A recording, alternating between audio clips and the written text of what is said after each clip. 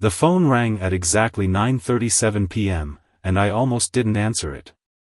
I was neck-deep in a backlog of emails for work, trying to play catch-up after a brutal day.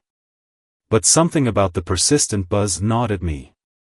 Maybe it was intuition or just the quiet unease I'd been feeling lately. Either way, I swiped to answer, and my world tilted off its axis. "Hey, you bastard," the deep, smug voice drawled, his tone laced with the kind of arrogance that could make your skin crawl. "Your kids will soon be calling me daddy, and your wife is catering to my every whim." For a second, I didn't process it. The words hung in the air, absurd and surreal. "What the hell did you just say?" My voice was low, dangerously calm, though my hands were already trembling. "You heard me. Rachel's with me now." "She's done with you," the man said, a cocky laugh echoing on the line. "And trust me, she's enjoying every minute of it." Rachel. My wife. The woman who kissed me goodbye that very morning, telling me she couldn't wait for our weekend getaway.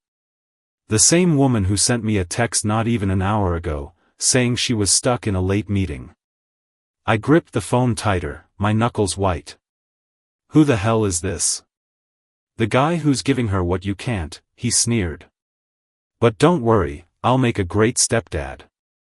The call ended before I could say another word, leaving me staring at the screen, heart pounding.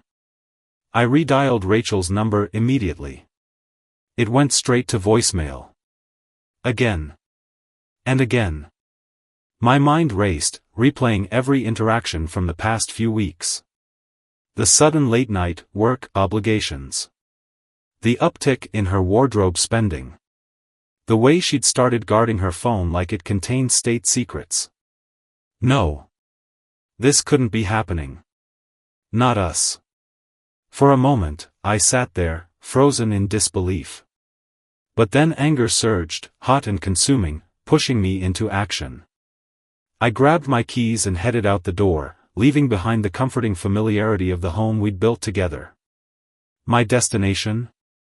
Her office. If she wasn't at a meeting, I was going to find out where she really was. The drive to Rachel's office felt like a fever dream, every red light a taunt, every minute an eternity. My hands gripped the steering wheel so hard it was a wonder it didn't crack. The city blurred around me, but my thoughts were sharp, cutting. If this was some prank, someone was about to get an earful. If it wasn't. I didn't let my mind linger there. When I reached the building, it was dark except for a single light in her corner office. Relief trickled through me. Maybe she really was working late. Maybe I'd let some insecure idiot get into my head. I parked and headed inside, determined to get answers. The elevator ride was suffocating, the hum of machinery loud in the silence. As the doors opened on her floor, I stepped out and saw something that stopped me cold. A man walked out of her office, adjusting his tie and looking way too smug for my liking. It wasn't just any man. It was Greg, her boss. "Can I help you?" he asked, feigning innocence, though his smirk said otherwise. "Where's Rachel?" I demanded, my voice low but filled with venom. He chuckled, a condescending sound that made my blood boil. "She's wrapping up. Nice of you to drop by." He started to walk past me, but I grabbed his arm. "What's going on here?" I barked. Greg raised an eyebrow, clearly unimpressed by my confrontation. "Why don't you ask your wife?" he said, pulling free. "She's got all the answers." He strode into the elevator, leaving me standing there, rage bubbling under my skin. I stormed into Rachel's office, slamming the door open so hard it banged against the wall. She was sitting there, her hair disheveled, her blouse buttoned one notch too low, looking like a deer caught in headlights. "Mark," she stammered, her voice shaky. "What are you doing here?" "You tell me," I snapped, throwing my hands in the air. "What's Greg doing leaving your office looking like that? And who the hell called me tonight telling me you're catering to his whims?" Her face paled, and for a moment, I thought she might cry. But then something in her shifted. Her expression hardened, and she crossed her arms. So, what? You're spying on me now? Checking up on me like some jealous freak? The audacity of her response floored me. Are you kidding me, Rachel? You're turning this on me? I don't have to explain myself to you, she snapped, standing up. I work hard, Mark. I'm allowed to have friends, and you're not going to police who I talk to. Friends? I laughed bitterly. Friends don't sneak out of offices looking like they just rolled out of bed. Friends don't call me, taunting me about stealing my wife. Her eyes flickered for a moment. Guilt? Fear? But then she doubled down. You're paranoid. Maybe if you spent less time at work and more time with your family, you wouldn't be so insecure. The words hit like a slap. She wasn't just deflecting, she was blaming me. For a moment, I didn't know whether to scream or laugh. That's rich, I said, my voice shaking. You've been distant for weeks, sneaking around, lying about where you are, and now you're gaslighting me? Rachel rolled her eyes, a move so dismissive it almost pushed me over the edge. I don't have time for this, she said, brushing past me. You want to play detective? Fine. But don't expect me to sit here and defend myself against your delusions. As she walked out, I was left standing in her office, the weight of her words crushing me. My heart pounded, torn between the fury of betrayal and the sinking dread that this was just the beginning. But then my eyes fell on her desk. Her phone was sitting there, unlocked, the screen glowing faintly. For a moment, I hesitated, but then the memory of Greg's smirk and that mocking phone call propelled me forward. I picked up the phone and opened her messages. What I found hit me like a freight train. Text after text between her and Greg, littered with innuendos, private jokes, and outright confessions of their affair. My chest tightened as I scrolled, every word a dagger. But one message stood out, sent just an hour ago. Can't wait for the weekend. He'll never suspect a thing. My breath caught, and my vision blurred. Whatever hope I had that this was a misunderstanding evaporated. Rachel wasn't just cheating, she was planning to take it further. I dropped the phone back on the desk, my hands trembling. The anger I felt earlier was nothing compared to the fury roaring through me now. This wasn't just betrayal. This was war. I didn't leave the office immediately. I needed a moment to let the reality sink in and formulate a plan. The messages were clear, but the part about the weekend? That struck a nerve. They were plotting to rub their little fling in my face, and that wasn't something I could let slide. I pocketed her phone. It was petty, sure, but she didn't deserve the convenience of being sneaky anymore. When I walked out of her office, Rachel was already waiting by the elevator, scrolling through her smartwatch like she had just finished a yoga class instead of dismantling our marriage. She glanced up and frowned. Mark, seriously, go home. You're making a scene. I smirked, holding up her phone. Looking for this? Her eyes widened for a split second before narrowing into a glare. Give it back, she snapped, stepping toward me. Sure, I said, tossing it in the air like a basketball. But maybe I should read a few more of Greg's love notes first. That last one about the weekend getaway? Very poetic. Her face froze, and for the first time tonight, I saw real panic. She lunged for the phone, but I stepped back, tucking it into my pocket.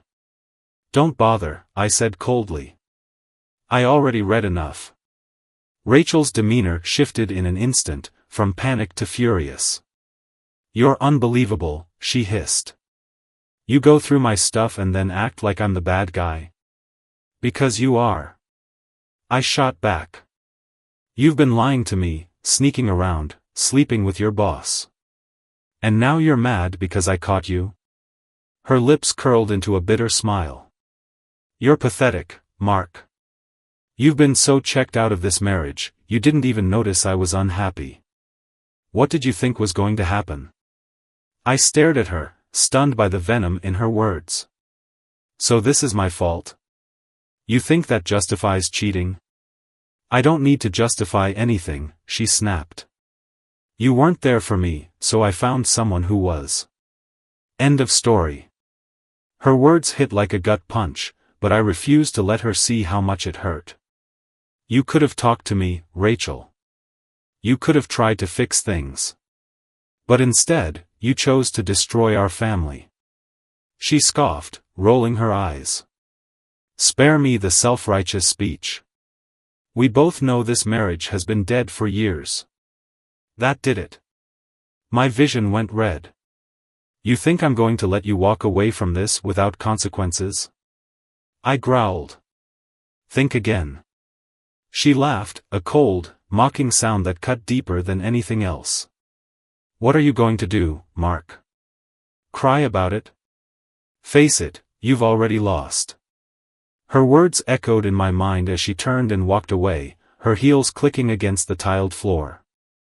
I wanted to shout, to grab her and force her to see the damage she'd done, but I knew it wouldn't matter. Rachel had made her choice, and it wasn't me. I got back in the car, her phone still in my pocket, and drove aimlessly for a while. My mind raced, a chaotic blend of rage, heartbreak, and the burning need for retribution. But as I passed a quiet diner on the edge of town, a new idea took hold. I pulled over, grabbed her phone, and started scrolling through her contacts. I found Greg's number and hit dial. It rang twice before he answered. Rachel? What's up? It's not Rachel, I said, my voice calm but ice cold. It's her husband. There was a long pause, followed by a low chuckle. Well, this is awkward. Shouldn't you be at home, licking your wounds? You mean the wounds you and my wife inflicted? Don't flatter yourself, Greg, I replied. I'm not here to play games. What do you want? He asked, his tone cocky and dismissive. To let you know that I'm done playing the fool, I said. And if you think you're going to walk away from this scot-free, you're dead wrong. He laughed again. Oh, come on. What are you going to do, tough guy? Report me to HR? Maybe file for divorce? Go ahead. Rachel and I will still be together, and there's nothing you can do about it. Is that so? I said, a sinister edge creeping into my voice. We'll see. I hung up before he could respond, my mind already racing with possibilities. If Greg thought he was untouchable, he was about to learn otherwise. And as for Rachel? She was about to find out that I wasn't the pushover she thought I was. The rest of the night was a blur, but not because I was lost. Quite the opposite, I was sharper than ever, focused on one thing, ensuring Greg and Rachel paid for their betrayal. They thought they'd played me, but the game had only just begun. And I don't play fair. By morning, I was in my lawyer's office. Susan, a sharp, no-nonsense professional, listened intently as I laid everything out. The text messages, the call, Greg's mocking tone, and Rachel's flippant dismissal of our entire marriage.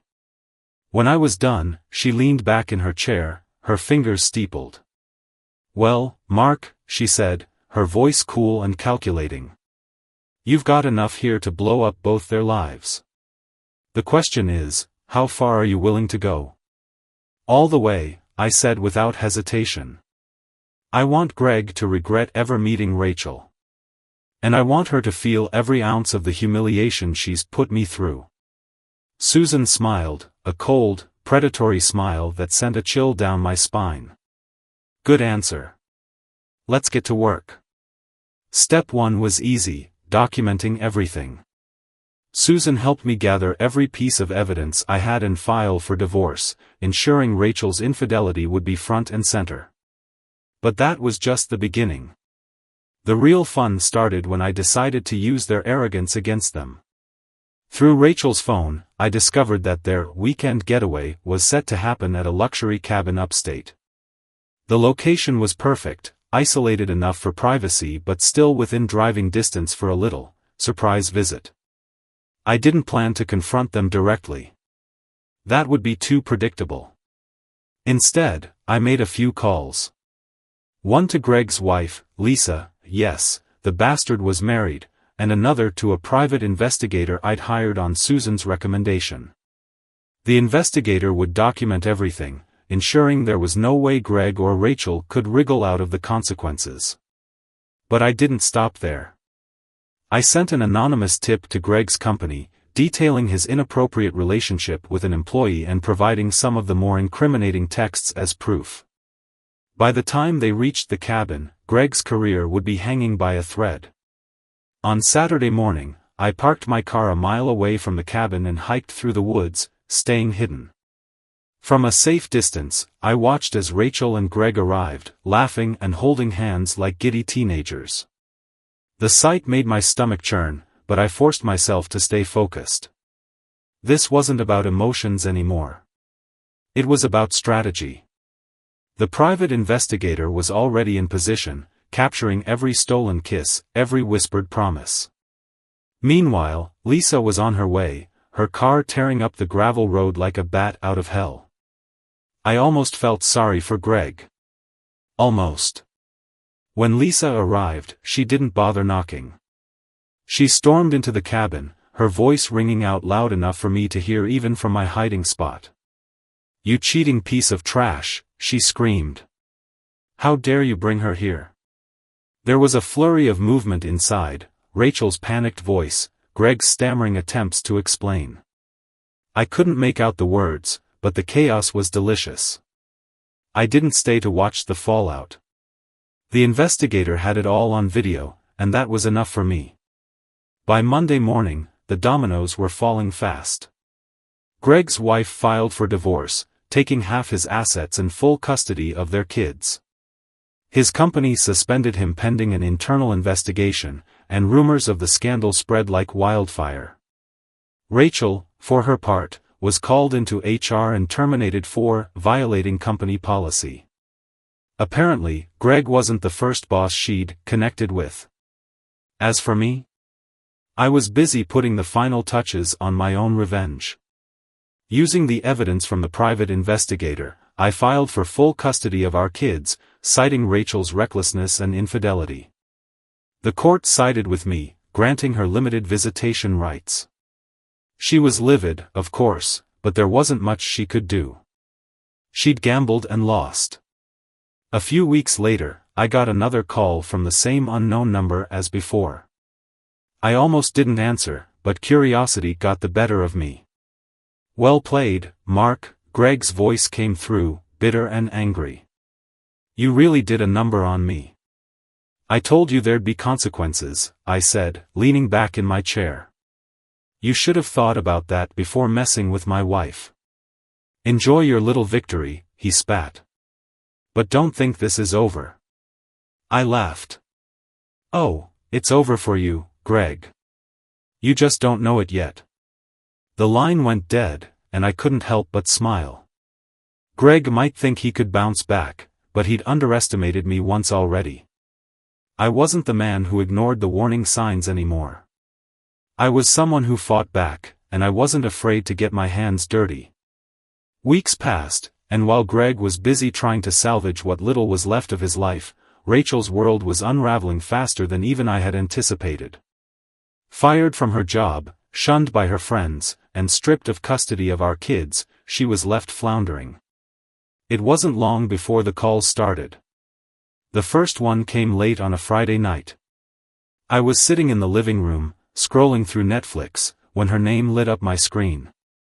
For a moment, I considered letting it go to voicemail, but curiosity won out. "What do you want, Rachel?" I asked, keeping my voice cold. There was a pause, followed by a sniffle. "Mark. I wanted to talk." I leaned back in my chair, feeling a strange mix of anger and pity. "Talk about what? How you threw away our marriage for some cheap thrill? Or maybe how you let our kids get dragged into your mess?" "Mark, please," she said, her voice cracking. "I made a mistake. I wasn't thinking clearly. I didn't mean to hurt you.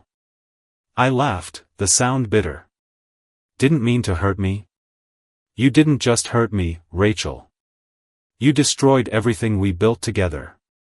You embarrassed me, lied to me, and made a complete fool of yourself. And now that you're suffering the consequences, you want to talk. It's not like that, she insisted, but I wasn't buying it. I've lost everything, Mark. My job, my reputation, my kids. Please, let me see them. Her voice cracked on the last word, and for a moment, I almost felt sorry for her. Almost. But then I remembered the texts, the lies, and the smugness in her voice when she thought she'd gotten away with it. I'll think about it, I said curtly, before hanging up. The next morning, Rachel showed up at my house unannounced. She knocked on the door like it was still hers, but when I opened it, she wasn't the confident woman I used to know. Her makeup was smudged, her hair a mess, and her eyes puffy from crying. Mark, she said, her voice trembling. Please. Let me in. I crossed my arms, leaning against the doorframe. Why should I? Because I'm still their mother, she said, her voice rising in desperation. I know I screwed up, okay? But I love our kids, and I love you. I stared at her, stunned by her audacity. You love me? Is that a joke? You didn't love me when you were sneaking around with Greg. You didn't love me when you let him mock me to my face. That wasn't love, she admitted, tears streaming down her face. I was angry, and I made a terrible decision. But I'm ready to make things right. Please, Mark. We can fix this. I let out a bitter laugh. Fix this? There's no fixing what you did, Rachel. You burned the bridge, and now you're standing in the ashes asking me to rebuild it. She stepped closer, reaching for my hand, but I pulled back. Mark, please. I'll do anything. Just let me come back. Let's try to be a family again. Before I could respond, the sound of little feet pattering on the floor caught my attention.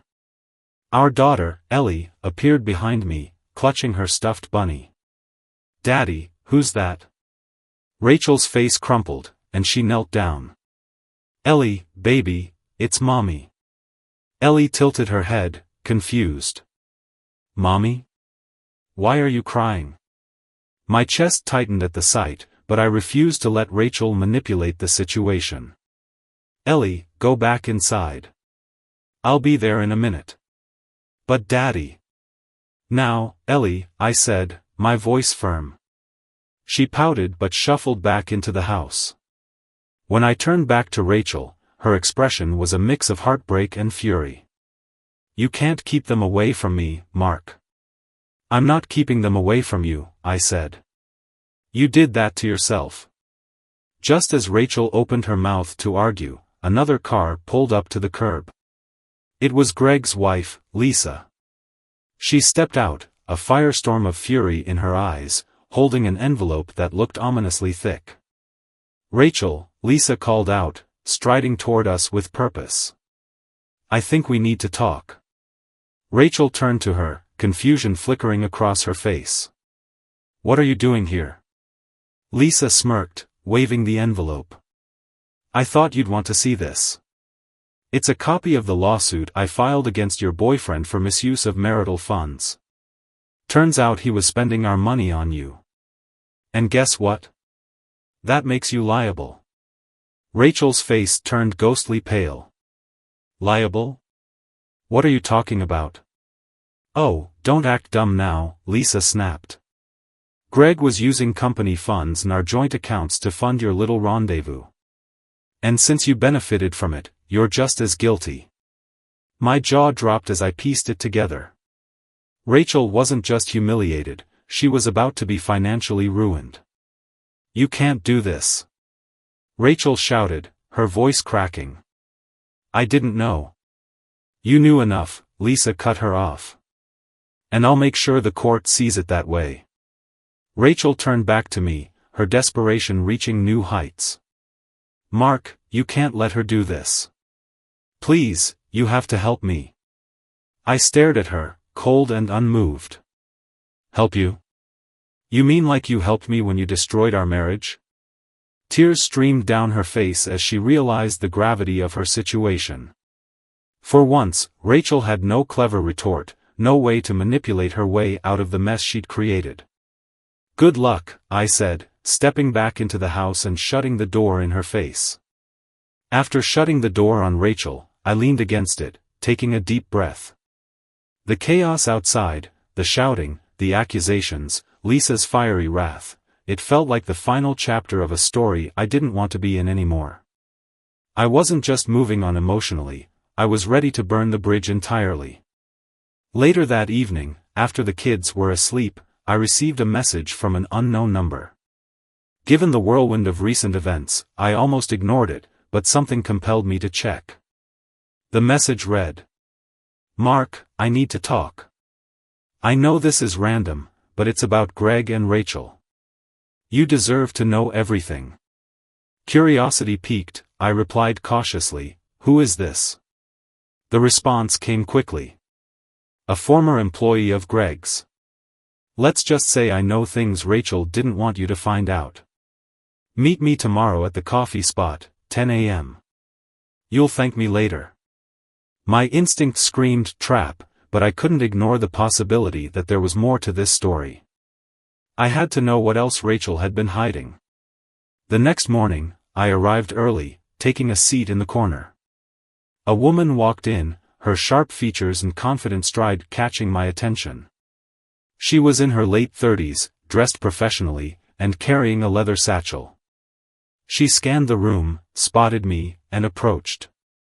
"Mark?" she asked, her voice low.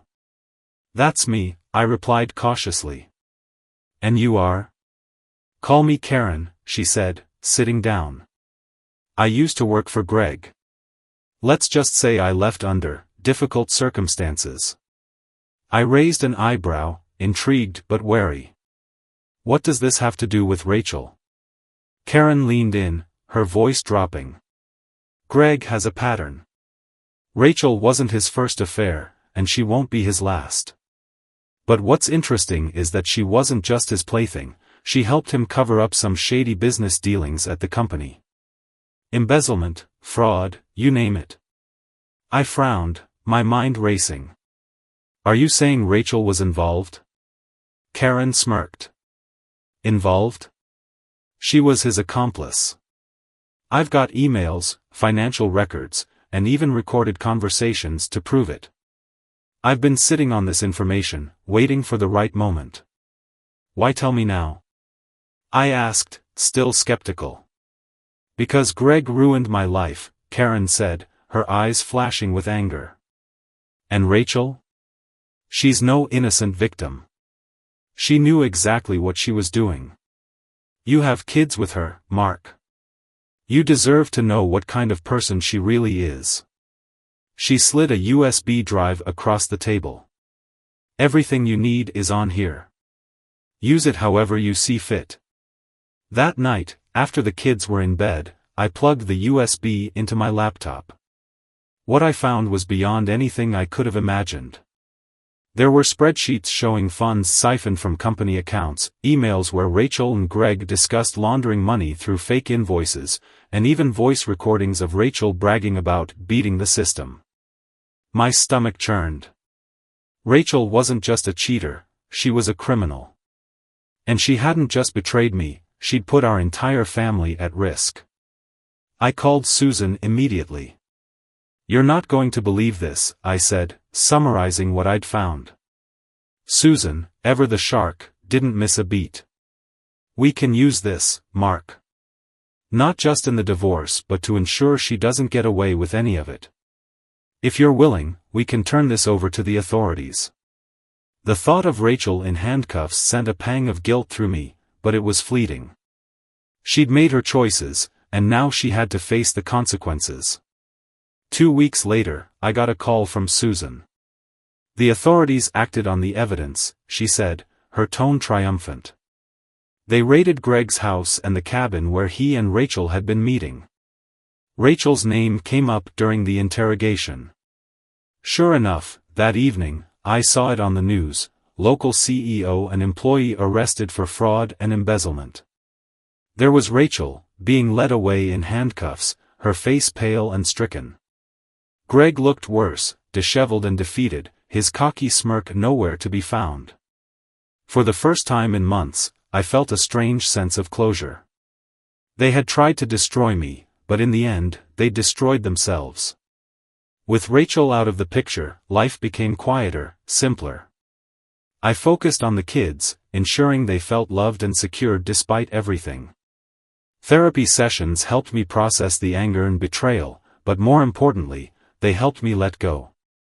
One day, as I was picking Ellie up from school, another parent approached me, a single mom named Claire whose daughter was in Ellie's class. We'd spoken a few times, but nothing more. This time, she smiled warmly and said, "Hey, Mark. I was wondering if you and Ellie might like to join us for a playdate this weekend?" For the first time in a long while, I felt a spark of something I thought I'd lost: hope. It had been 3 months since the raid. Life was calmer, but Rachel wasn't entirely out of my orbit. She was in jail awaiting trial, and I hadn't heard from her directly, until one day, I got a letter. I almost threw it away. But something about the envelope, addressed in her familiar handwriting, made me open it. Inside was a short, desperate plea. "Mark. I know I don't deserve your help, but I'm begging you for the sake of our kids. Please come visit me. I have no one else. Rachel." I stared at the letter for a long time, debating whether to respond. Part of me wanted to leave her to rot. But another part, the one that remembered the years we spent together before she became someone I didn't recognize, couldn't ignore her completely. So, against my better judgment, I went. The visitation room was stark, fluorescent lights casting harsh shadows on the pale walls. Rachel shuffled in, dressed in the standard-issue orange jumpsuit, her face gaunt and tired. She sat down across from me, her hands trembling as she picked up the phone. "Mark," she whispered, her voice barely audible through the glass. "Rachel," I replied, keeping my tone neutral. "You wanted to see me." Tears welled in her eyes, but I wasn't moved. I'd seen this performance before. "I've made so many mistakes," she said, her voice shaking. "But I'm not a bad person. I got in over my head." I leaned forward, my expression hard. "You didn't just cheat, Rachel. You broke the law. You risked everything, our marriage, our family, our kids, for Greg. And now you want sympathy?" Her tears spilled over, but there was a flicker of defiance in her gaze. "I didn't mean for it to go this far.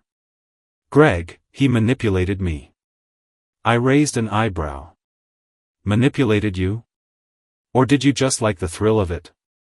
The lies, the sneaking around, the money?" She flinched, but she didn't deny it. "I know I hurt you," she said, her voice cracking. "And I'll regret that for the rest of my life. But, Mark, I need you now. I need someone to believe in me." I let out a bitter laugh. "You need me? You didn't think about that when you were plotting against me with Greg. You didn't think about it when you put our kids in jeopardy." "Mark, please," she said, her voice breaking. "I'm begging you. If you can't forgive me, at least help me see the kids. I can't do this without them." I stared at her, the woman who once meant everything to me but had become a stranger. "You don't deserve to see them, Rachel. Not yet. Maybe one day, when you've taken responsibility for what you've done. But until then, they're better off without you." Her face crumpled, and she pressed her hands to the glass, sobbing. "Mark, please. Don't take them away from me." I stood, the phone still in my hand. "You took them away from yourself, Rachel. You made your choices. Now live with them." I hung up the phone and walked out, her cries echoing behind me. That night, after putting the kids to bed, I got another letter, this one from Greg. The sheer audacity of it made my blood boil. It read, "Mark. You think you've won, but you haven't. Rachel and I made mistakes, sure, but you'll never have her love like I did. And when I get out, I'll make sure you never forget that. Greg." The arrogance of the man was staggering. I wanted to ignore it, but then an idea struck me, a way to not only shut Greg up for good but to ensure Rachel could never use me or the kids as leverage again. I called Susan. "I need to take this further," I told her. "I want to make sure Greg and Rachel have no way of coming back from this." "What do you have in mind?" she asked. "A little insurance policy," I said, a plan already forming. I used the evidence Karen had given me, along with new information Susan helped uncover, to file a civil suit against Greg and Rachel. It wasn't just about the money they stole, it was about ensuring they had no chance of rebuilding their lives on the backs of others. I subpoenaed their emails, their bank records, even testimony from Lisa and Karen. By the time the trial came around, the case was airtight. Greg's smirk was gone, replaced by a hollow stare. Rachel looked defeated, her once polished demeanor a shadow of its former self. The judge ruled in my favor, awarding me damages and ensuring Greg and Rachel would face steep fines and restitution payments on top of their prison sentences. But the best part? The ruling also barred Rachel from contacting the kids until she completed a strict rehabilitation program and proved she could be a fit parent.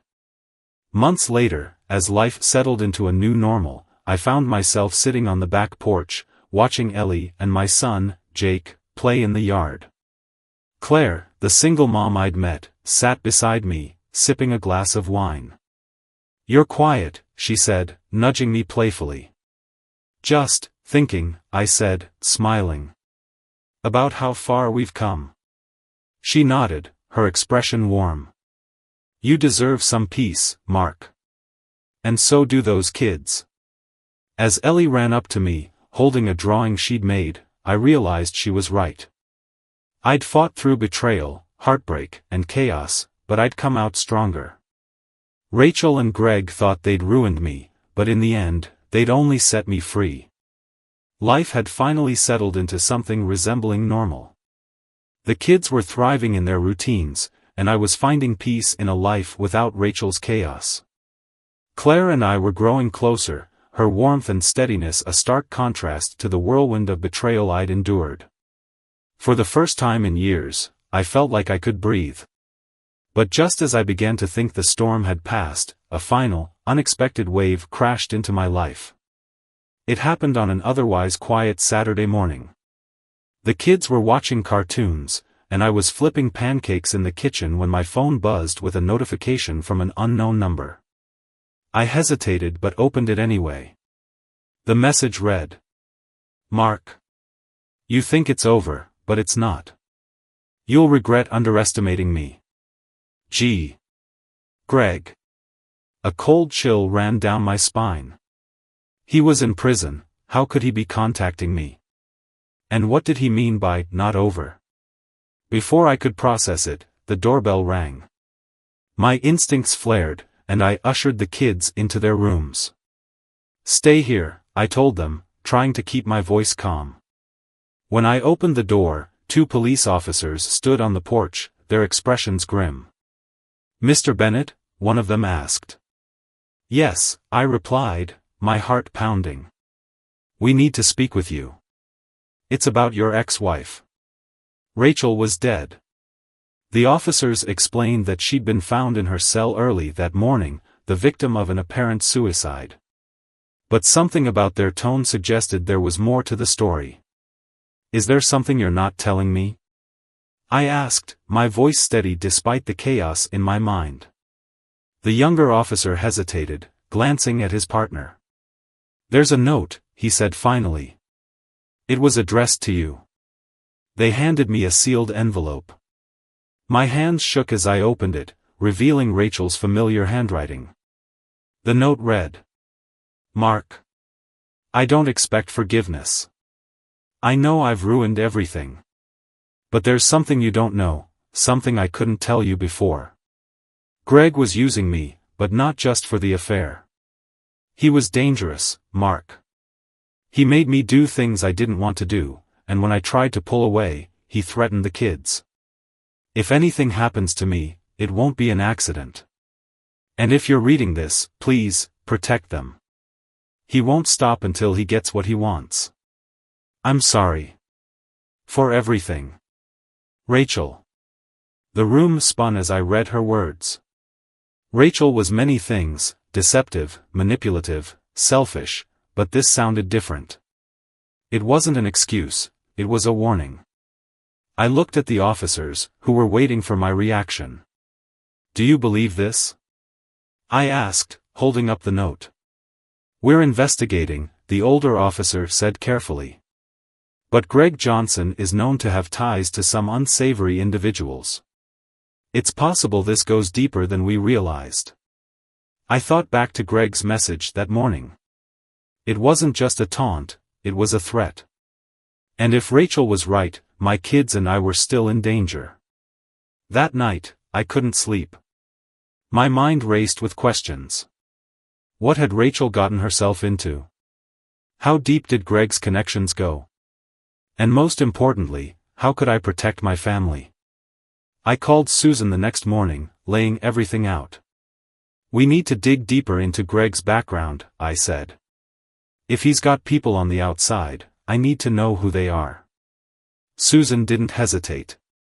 I'll make some calls. But Mark, you need to be careful. If Rachel's warning was true, you could be a target.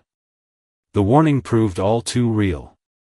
2 nights later, as I was driving home with the kids, a black SUV started tailing us. At first, I thought it was a coincidence, but when it ran a red light to stay behind me, my instincts screamed danger. I made a quick decision, turning down a series of side streets, trying to lose them. The kids were in the back seat, wide-eyed and scared, but I kept my voice calm. It's okay, I said. Just hold on. The SUV sped up, its headlights blinding in my rearview mirror. My heart pounded as I swerved onto a highway, trying to put distance between us. Finally, I spotted a police cruiser parked at a gas station. Without thinking, I pulled in, honking wildly. The SUV slowed, then sped off, disappearing into the night. The officers approached, and I explained what had happened. They assured me they'd investigate, but I knew this wasn't over. Fueled by desperation, I decided to take matters into my own hands. With Susan's help, I hired a team of private security to watch over the kids and me. Meanwhile, I worked with Karen, Greg's former employee, to uncover more of his secrets. What we found was staggering, evidence linking Greg to a network of illicit dealings, including money laundering and blackmail. But there was one piece of information that sealed his fate, a recording of Greg admitting to orchestrating Rachel's death to silence her. Armed with the evidence, I worked with law enforcement to ensure Greg would never see the light of day again. The recording, coupled with his criminal history, earned him a life sentence without parole. His threats were over, and for the first time in months, I felt safe. Rachel's death left a complicated legacy. She had betrayed me in ways I never thought possible, but in the end, she had tried to protect our kids. At her funeral, I stood with Ellie and Jake, explaining in the simplest terms that their mother had made mistakes but loved them deeply. As we walked away from her grave, Ellie tugged on my hand. "Daddy, is everything going to be okay now?" I knelt down, looking her in the eyes. "Yes, sweetheart. Everything's going to be okay." And for the first time, I truly believed it. Life doesn't always tie up neatly, but I had found something stronger than closure: resilience. Greg was gone, Rachel's secrets were laid bare, and I was free to rebuild my life without the shadows of betrayal. As I watched Ellie and Jake run ahead, laughing in the sunlight, I felt a quiet determination settle over me. The past had tested me, but it hadn't broken me. And no matter what came next, I was ready. Because sometimes, the greatest revenge is simply living well, and refusing to let the darkness win. She clinked her champagne glass and raised it just high enough for the room to see the glint. "This is my husband, Noah," she said with a smirk. "He'll be serving you tonight. At least he has something useful to do for once." Laughter erupted like a damn comedy show. Some people clapped. Others just gave each other that smug look that rich people do when they're sure they're better than you. I stood there frozen for half a breath, my tray wobbling slightly from the tension in my hand. The ice in the drinks didn't rattle, but my bones did. My wife, Madison, was glowing in her silk emerald gown, her blonde hair twisted in some fancy updo that looked like it cost more than most people's rent. She was drunk on attention. And maybe champagne. Maybe both. Hell, maybe power. Whatever it was, it made her cruel. The company party was in our house. Our mansion. The one I paid for. The same one I let her decorate like it was some damn photo shoot from Modern Living.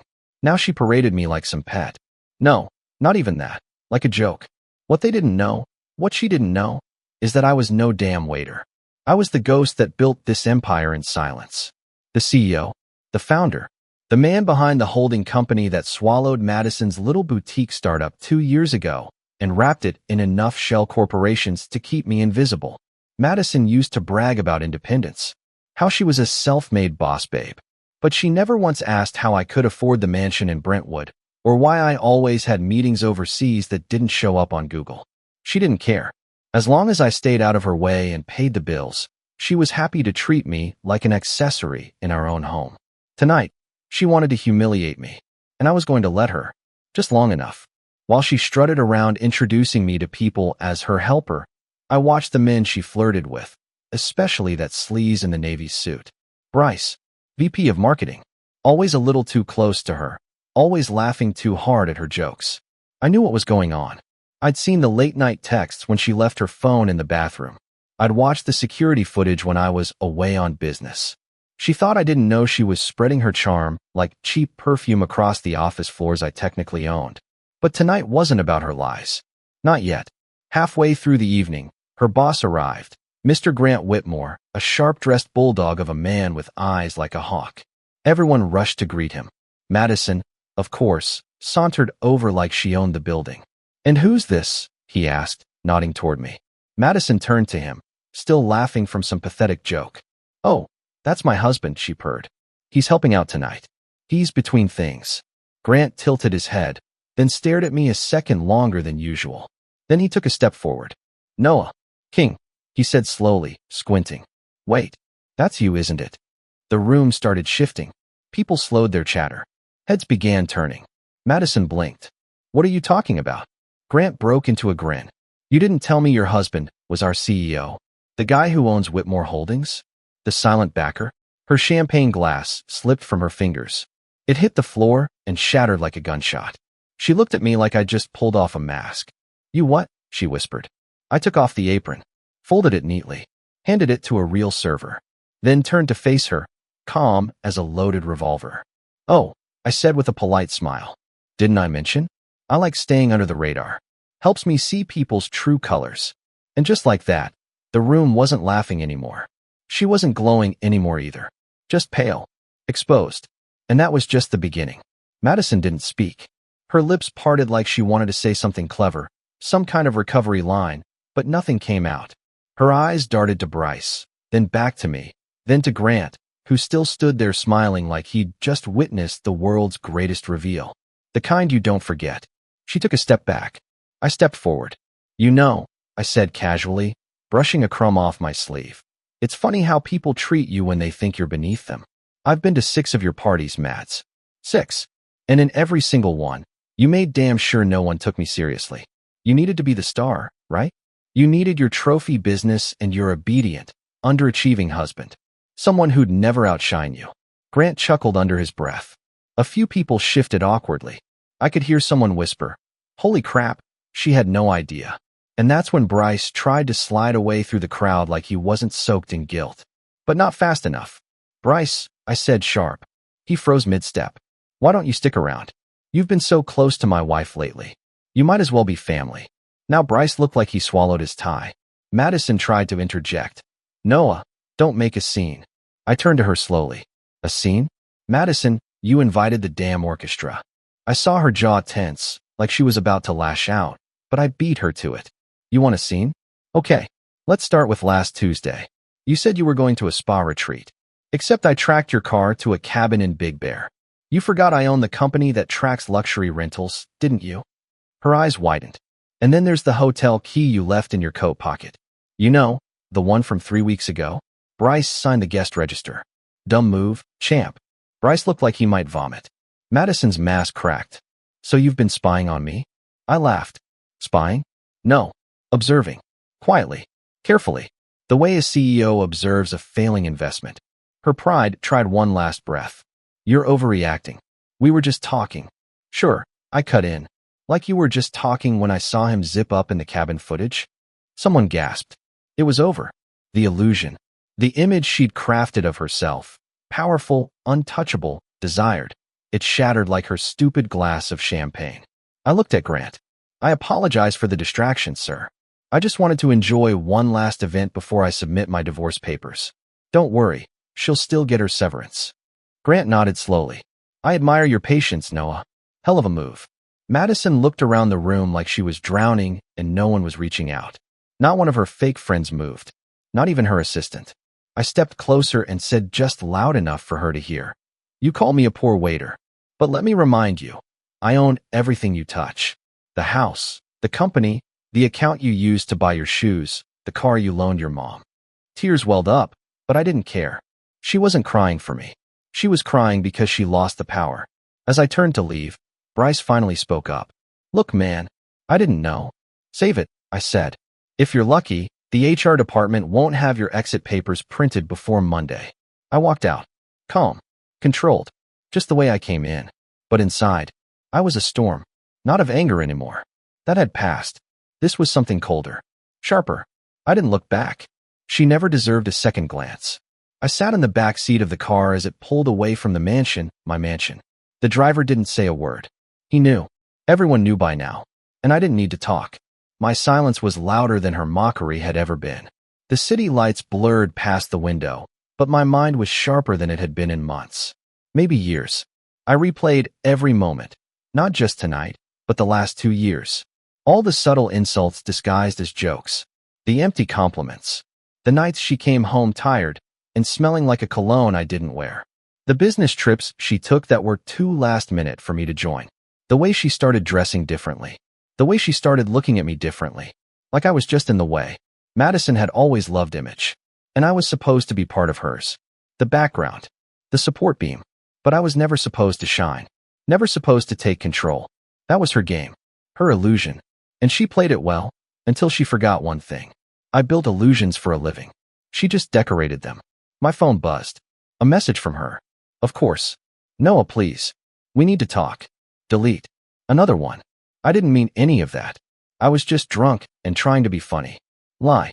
Again. Can we fix this? You blindsided me, and I panicked. Fix this.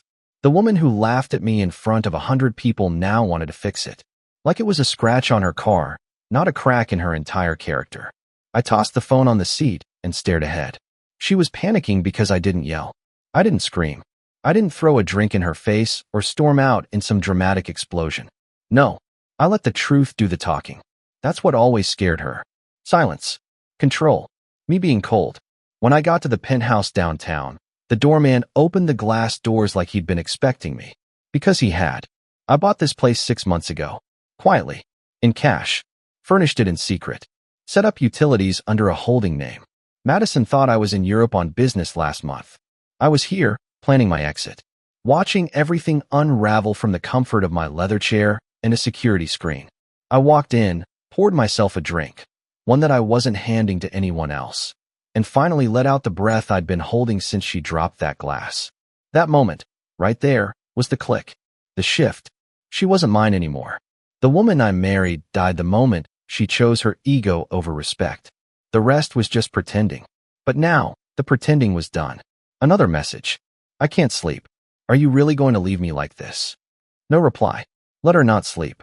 Let her finally sit in silence and hear the truth echo back at her. She gambled with something she couldn't afford to lose. The man who built her entire world without ever needing to take credit for it. She took him for granted. And now? Now he was gone. I didn't go to the office the next morning. I didn't have to. By 8 a.m., HR had already delivered the internal memo. Bryce Miller was suspended indefinitely, pending investigation. By 9:15, the department heads had seen the ownership structure of Madison's company laid out in neat little graphs. Ownership that pointed directly to me. By noon, every single one of them knew that the man Madison paraded as a nobody was the one who paid their salaries. But I wasn't thinking about that. I wasn't thinking about victory. I was thinking about the lies. The little ones, the petty ones. The ones she told with a smile while making breakfast, and the ones she spat out like venom during fights. Like the time she told her friends I forgot her birthday, when I had actually flown her parents in from Miami and set up a rooftop dinner under the stars. She told them I'd bailed last minute. That I always disappear when it matters. They didn't know she was the one who never showed up. Or the time she cried about how tired she was from work, collapsed on the couch, and begged for space, while Bryce was texting her about how he missed the way she moaned his name. She weaponized empathy, played the victim while juggling two lives. And I let her. Because I loved her once. Because I thought I could fix something that was already broken at its core. At 4:37 p.m., my lawyer called. It started, he said. What's the tone? Panic, he replied. She's claiming she was emotionally manipulated into the affair. Wants to salvage the marriage. I almost laughed. Of course she did. She saw what she was about to lose. She's also worried about her image, he added. The company's reputation, her brand, the Women in Leadership campaign. I own the trademark, I said coldly. A pause. You want to move forward with the divorce announcement? I didn't hesitate. Draft it. Include the part where I'm donating her share of the company to a foundation for women in actual need. Another pause. Then a chuckle. You're brutal. I'm fair, I said. That night, I stood by the window in my penthouse, watching the city buzz beneath me. For the first time in a long time, I didn't feel like I was pretending. I wasn't suppressing rage, swallowing disappointment, or analyzing Madison's latest mood swing like it was a business problem. I was just still. Until the knock came. I didn't answer. I didn't move. I knew it was her. She would have cried all the way up the elevator, rehearsing some sob story for the front desk. Maybe she brought that perfume I used to like. Maybe she wore the same heels from the night we met, hoping nostalgia would soften me. But nothing could. I let the silence stretch long enough for her to give up. Then my phone lit up. You're really doing this? Throwing everything away? No, I wasn't throwing anything away. She already had. 3 days passed. I didn't block her. I wanted her to see everything. Every headline. Every share. Every tagged photo of Bryce leaving the office with his box of belongings. Head low, dignity shredded. I wanted her to scroll past the press release that named me as the sole shareholder and controlling executive of the holding group that owned her beloved empire. She didn't respond publicly. Of course not. She was still clinging to the image. Still praying that silence might erase humiliation. But I knew Madison better than she thought I did. She wasn't quiet out of shame. She was quiet because she was plotting. The next message came late at night. I was angry. I thought you didn't care about me anymore. I stared at it. The audacity. The rewriting of history. Bryce just made me feel seen. Seen. The same Bryce who couldn't even spell quarterly right in his emails. The one who asked me during a Zoom meeting what liquidity ratio meant like he'd never held a calculator. That Bryce made her feel seen. I didn't reply. I never would. Because that was her final mistake, thinking I still needed closure. Thinking she could cry her way back into the warmth she torched. The next morning, she came to the office. Unannounced. Security buzzed me, confused. I told them to let her in. I wanted to see what desperation looked like on her face. She walked in like a shadow, smaller than I remembered, somehow. Maybe it was the way her posture sagged without the fake pride holding her up. Or maybe I was just finally seeing clearly. Noah, she whispered. Can we talk? I motioned toward the chair in front of my desk, but didn't say a word. She sat down slowly. Eyes glossy. Hands fidgeting. I don't even know where to start. You start, I said, by acknowledging that you ruined everything. Not me. Not work. Not some imagined distance between us. You. Her lip trembled. She tried to wipe away a tear before it fell. I messed up. I know that. I didn't think. No, you didn't. I interrupted. You didn't think when you lied. When you laughed at me in my own home. When you let your side piece brag about how he knows your body better than your husband ever will on a company retreat that I funded. She froze. The blood drained from her face. She didn't know I knew that. But I did. People talk. And when you own the room, they whisper to you. I leaned forward, voice low. I could destroy you, Madison. Publicly. Legally. Financially. You know that, right? I know, she croaked. But I won't, I said. Her eyes widened in confused hope.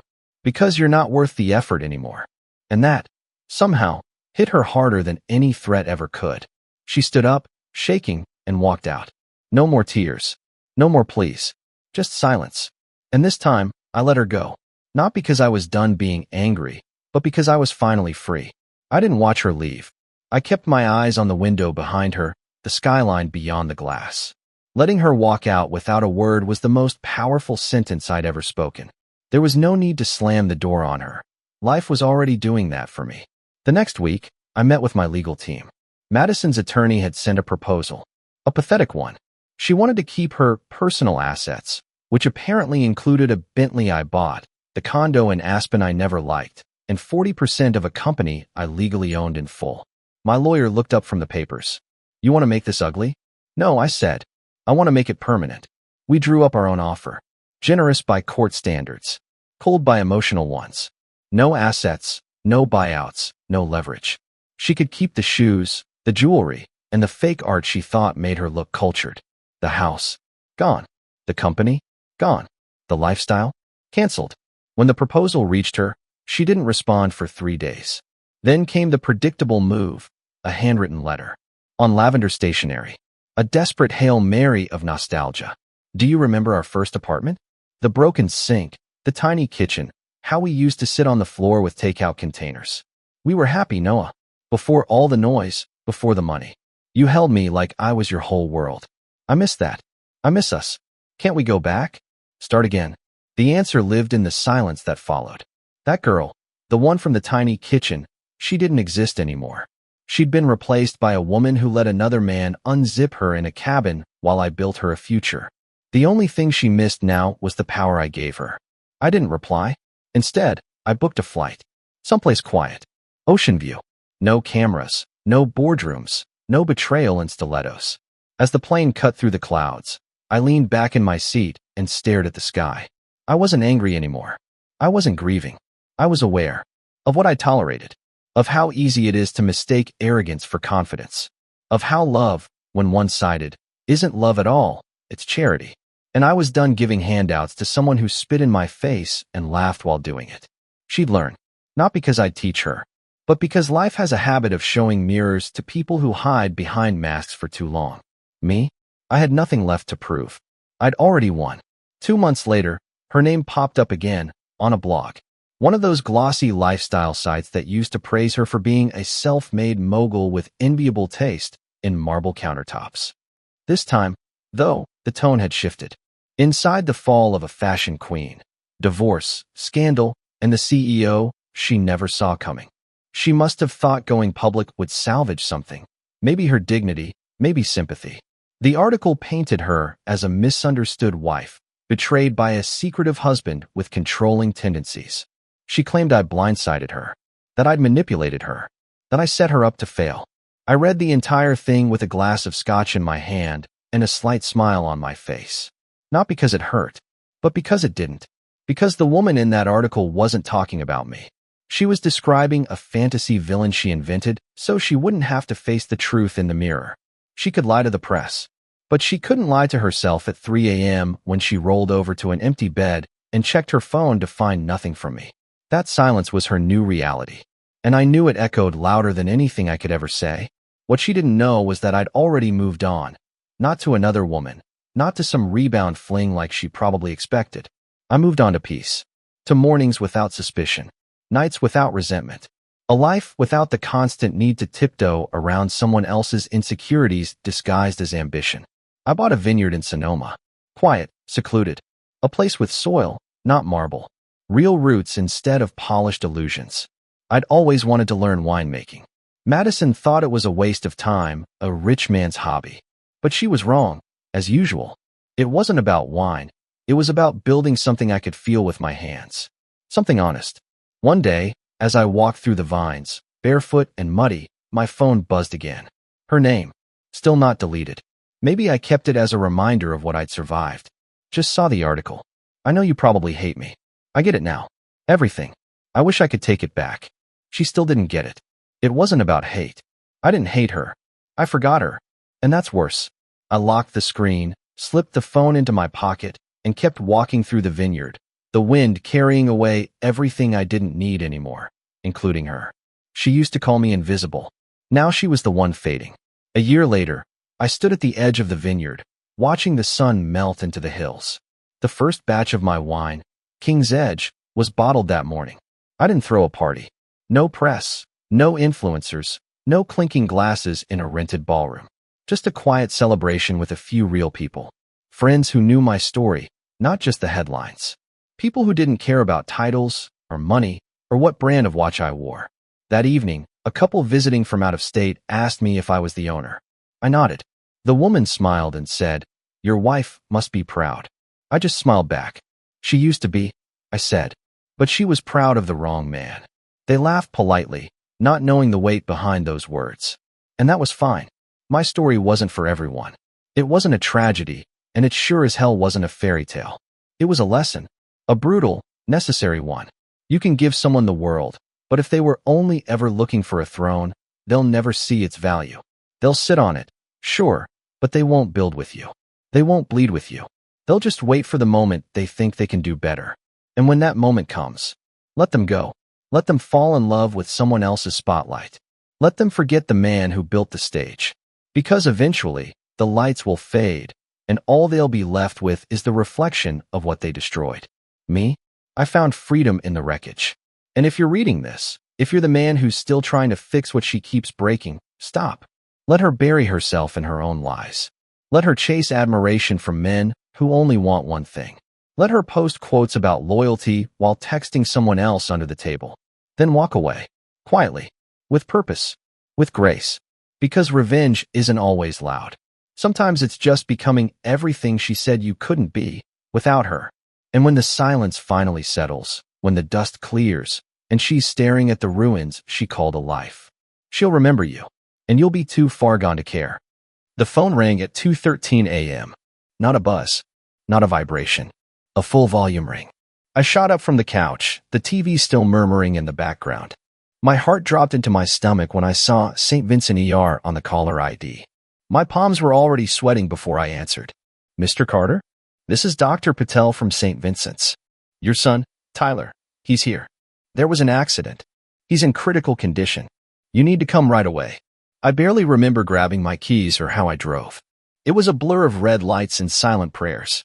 My mind kept replaying his face, his goofy smile, the way he'd laugh with a snort when he found something funnier than it really was. Tyler. My kid. My boy. When I got there, they took me straight to ICU. The nurse warned me he's conscious, but weak. He wanted to see you. I walked in, and the sight of him nearly took my knees out.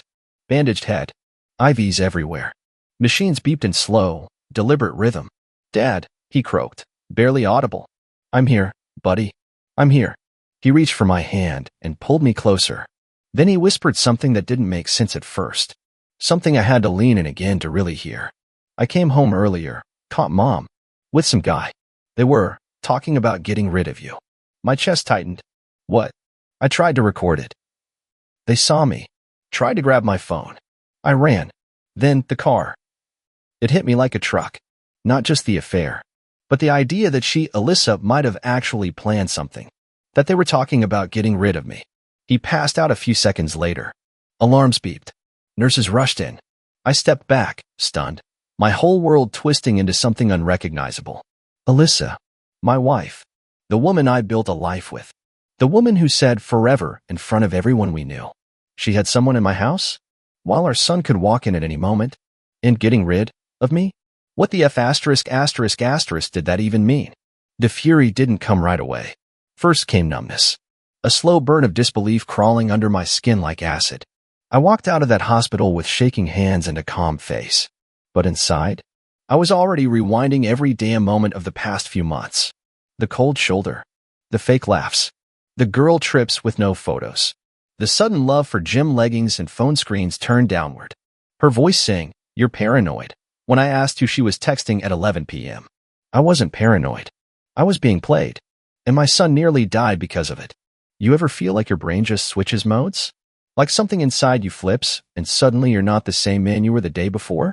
That was me in that hospital parking lot, standing in the shadows with fists clenched, watching the streetlights flicker on. I'd spent years providing, years swallowing my pride, dealing with her moods, her tantrums, her twisted way of turning everything around on me. And now I knew why. She didn't respect me. She never had. But now it wasn't just my pride. It was Tyler. They tried to hurt him to cover their tracks. And that crossed a line you don't come back from. I went home that night like a soldier returning to enemy territory. The house was dark. Her car was in the driveway. Not a scratch on it. She was probably in bed, wrapped in the expensive sheets I bought, dreaming of her next lie. I didn't go in guns blazing. I walked in quiet, observant.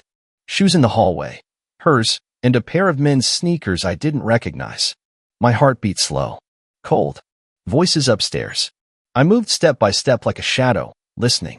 Her laugh, a man's murmur, then silence, and then her voice soft, smug. He almost found out last week.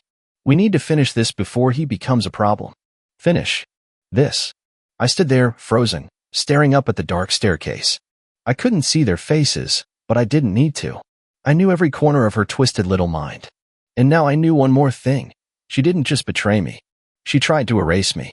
I left the house without saying a word. You might think that was weakness, that I should have stormed in, torn the whole place apart. But that's not how you fight this war. I've been trained for moments like this. No one threatens my family and walks away untouched. She just lit a fire under a man who'd been quiet too long. And the quiet ones? We burn the slowest. But we burn everything. I didn't sleep that night. I drove around for hours, headlights bouncing off empty streets, my mind spinning through every memory, every lie. Alyssa had smiled at me just yesterday like nothing was wrong, kissed my cheek, made her stupid green smoothie, and told me not to forget to grab dog food. Like we were just another suburban couple doing life together. But that's the thing about liars. They don't hide the truth, they dress it. They put lipstick on betrayal and serve it with eggs and coffee. They look you dead in the eye while they sharpen the knife behind your back. I went back to the hospital before sunrise. Tyler was still unconscious, but stable. The nurse said he'd be monitored through the day. I stood by his bed for a long time, gripping the metal rail, staring at my son's pale face. He was just a kid. He didn't ask to be part of this madness. And now he was in a hospital bed because his mother and her new boyfriend couldn't keep their hands in their conspiracy to themselves. And that's when it hit me. This wasn't about heartbreak anymore. This was war. I left the hospital with a mission. First, I needed to know who the hell this guy was. The one Alyssa brought into my home. The one planning to get rid of me like I was trash in the back of a pickup truck. I started simple, our home security cameras. Most were fake, decorative for show. But one by the garage worked. I'd installed it myself a year ago after someone broke into our neighbor's car. I logged into the feed from my phone. My breath stopped. There he was. Broad shoulders. Baseball cap. Tall. Clean shoes. Same guy I'd seen sneakers from the night before. I screen captured his face, grainy but clear enough. I didn't recognize him. Next step, Alyssa's laptop. I knew her password. She was arrogant that way.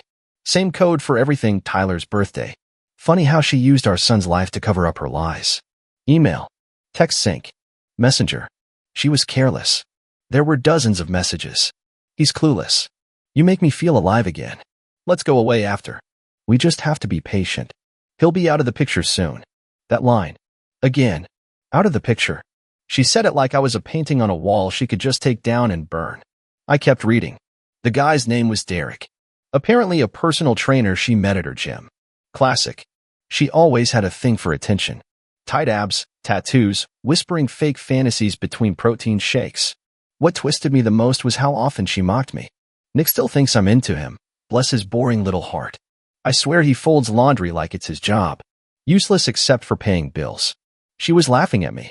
Using me. For years. And I never saw it. I closed the laptop slowly, forcing my hands not to shake. My chest felt like it was being crushed from the inside out. I sat there in silence, listening to the house breathe around me. I had loved this woman, given her everything.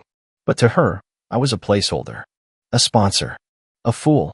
She came home around noon. Hair done. Nails fresh. Shopping bag on her arm. She didn't expect me to be there. I was supposed to be at the hospital. Sitting in fear. Wondering. Suffering.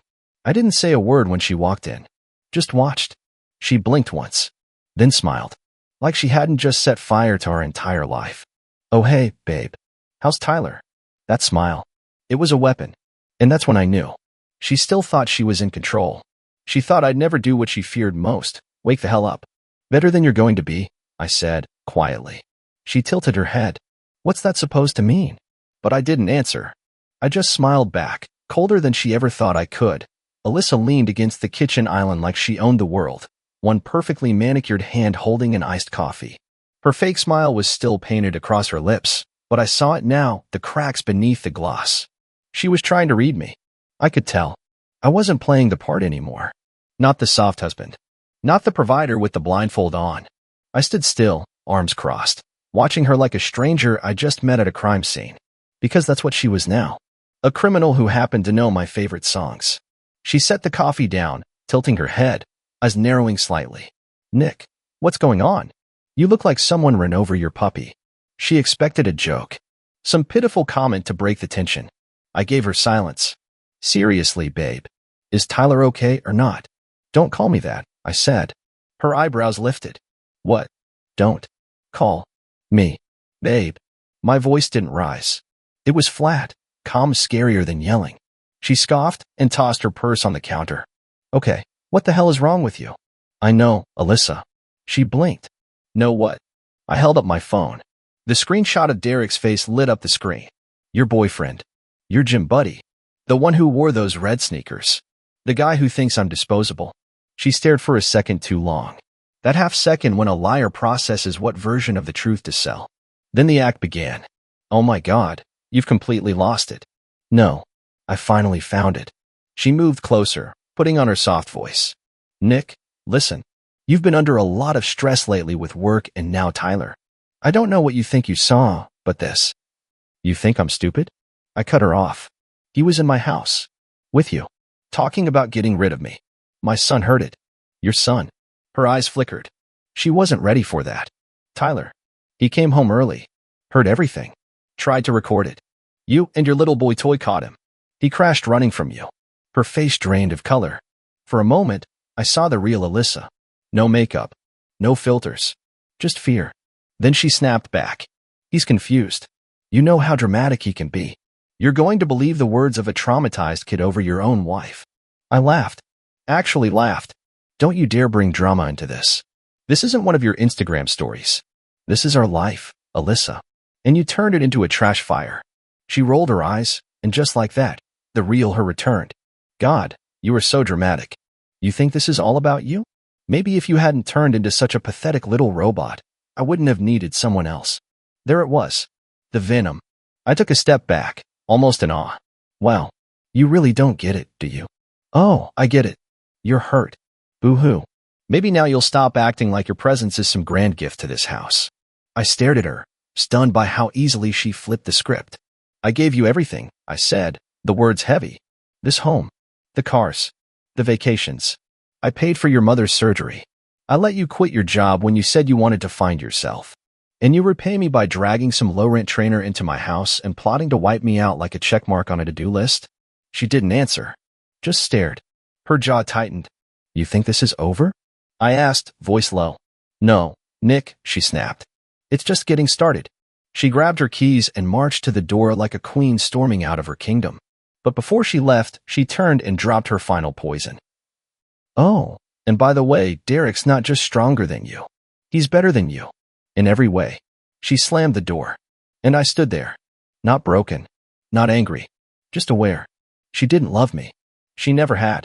But now, for the first time in years, I loved myself enough to do something about it. The silence after she left was heavy, like the house was holding its breath, waiting to see what I'd do. I didn't move for a long time. I stood in the same spot, staring at the front door, still half expecting her to walk back in with some sarcastic grin, acting like the whole thing was a bad dream I should just get over. But she didn't. She was gone. For now. And I was finally alone with the truth. There's something eerie about realizing you've been living in a lie. Like walking through your childhood home and suddenly noticing the walls were made of paper the whole time. Everything felt hollow now. The kitchen where we used to laugh. The couch where she curled up to watch crime shows, probably taking notes. Even the bed we shared, where I'd once traced her spine with my fingertips and thought it meant something. It was all a lie. But I still had one thing left: clarity. I walked upstairs and opened Tyler's bedroom.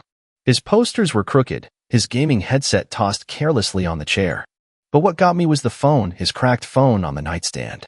The hospital gave it to me earlier when they cleaned out his pockets. I picked it up and opened the gallery. There it was. A 32-second video. Blurry at first, then shaky but clear enough. Alyssa's voice. Derek's laugh. And that one sentence that sealed everything. If he finds out, it won't matter. Nick's not going to be around much longer. That was enough. Enough to destroy them both. I emailed the video to myself and a backup email. Then I sent it to a private investigator I'd used once during a client's background check. His name was Russ McCarthy. Ex-cop. No nonsense. Silent as a ghost. He picked up after 2 rings. McCarthy. Nick Carter. I've got a situation. Involves infidelity, threats, and possibly attempted harm to me and my kid. I'll pay whatever you want. I need dirt. Everything you can find. Fast. He didn't even hesitate. Send what you have. I'll handle the rest. By the time I hung up, something inside me had shifted. I wasn't broken. I wasn't helpless. I was building a case. I'd spent years cleaning up other people's messes, coworkers, family, even Alyssa's disasters. But this mess? This one had my name written all over it. And I was going to clean it up for good. I packed a duffel bag. Essentials. Nothing emotional. I didn't want to be there when she came back. I didn't want another screaming match her fake tears. I left a note on the fridge. Don't call. Don't text. You'll hear from my lawyer. I meant every word. On the way out, I paused by the mirror in the hallway. The man staring back at me looked older than I remembered. Sharper. Hardened. But not dead. There was something alive in my eyes again, purpose. I drove back to the hospital. Tyler was still asleep, but the nurse said he'd woken up briefly and asked if I was okay. I smiled for the first time in days. That boy had more courage in 30 seconds than I had in 3 years of this marriage. I leaned down and whispered to him, "You saved me, kid. You really did. And now it's my turn to protect you." Because this wasn't just about betrayal. It was about survival. And the game had changed. I wasn't the blind husband anymore. I was the man who'd been underestimated one too many times. And I was ready to show them exactly how dangerous that mistake could be. 3 days passed. Alyssa tried calling 16 times. Left voicemails, texts, even emails that danced between fake concern and straight-up manipulation. 1 minute it was, "Nick, I'm worried about you." The next, "You can't just disappear like a child. Grow up." I didn't answer any of them. Not because I couldn't. Because she didn't deserve the sound of my voice. Russ got back to me fast. I met him in the parking lot of a laundromat. Typical. He slid into my passenger seat like we were in some old spy movie, dropped a manila envelope on my lap, and lit a cigarette with fingers that didn't shake. "I've seen some snakes," he said. "But your wife's a damn cobra." Inside were photos, screenshots, a printed chat log, hotel records, bank transfers, even a damn gym membership where Derek was listed as her emergency contact. They were playing house behind my back while draining our joint savings little by little, like termites chewing through the beams of our marriage. "Get this," Russ added. "The guy? Derek Klein. He's got a sealed record in New Mexico. 2 bar fights, 1 domestic report, and a business fraud case that got buried because his cousin's a sheriff." I stared at the photo of Derek flexing in a mirror like a teenager. Alpha poser. Tight shirts, tribal tattoos, probably practiced lines in the bathroom before meeting her. She always fell for charisma over substance. "He's dangerous," Russ warned. "Not smart, but reckless." "And your wife?" "She's either blinded by the thrill or thinks she can control him." I clenched the steering wheel. They mentioned something about getting rid of me. I want to know if that was real or just talk. Russ took a drag. "I've got ears on her phone now. I'll know soon." It was time to set the trap. That night, I checked into a cheap motel across town. Just a bed, a lamp, and the sound of traffic outside. I opened my laptop and drafted the email that would change everything. No threats. No drama. Just facts.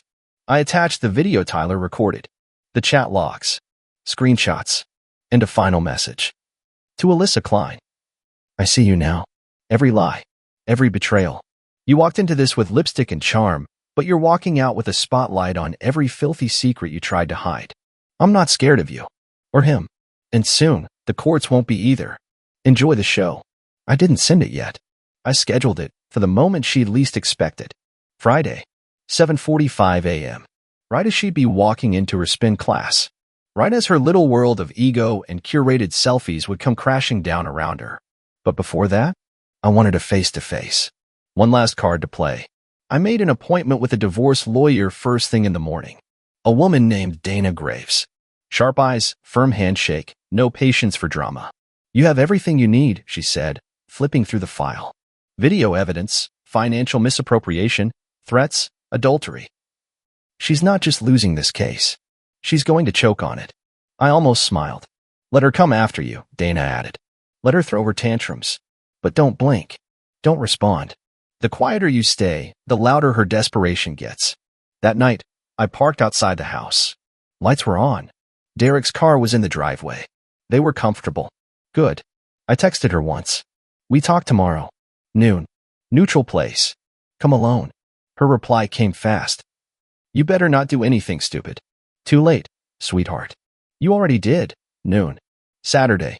I chose a neutral spot. A cafe on the edge of town where the coffee's overpriced and the staff don't ask questions.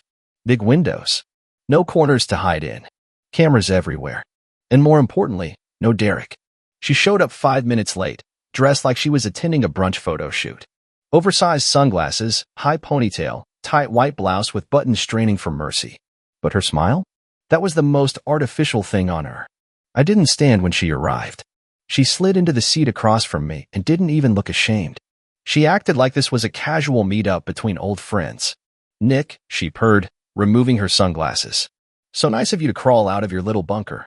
I sipped my coffee and didn't answer. She leaned forward, voice low and poisonous. What exactly is your plan? Ghost me until I get bored? That's not going to work.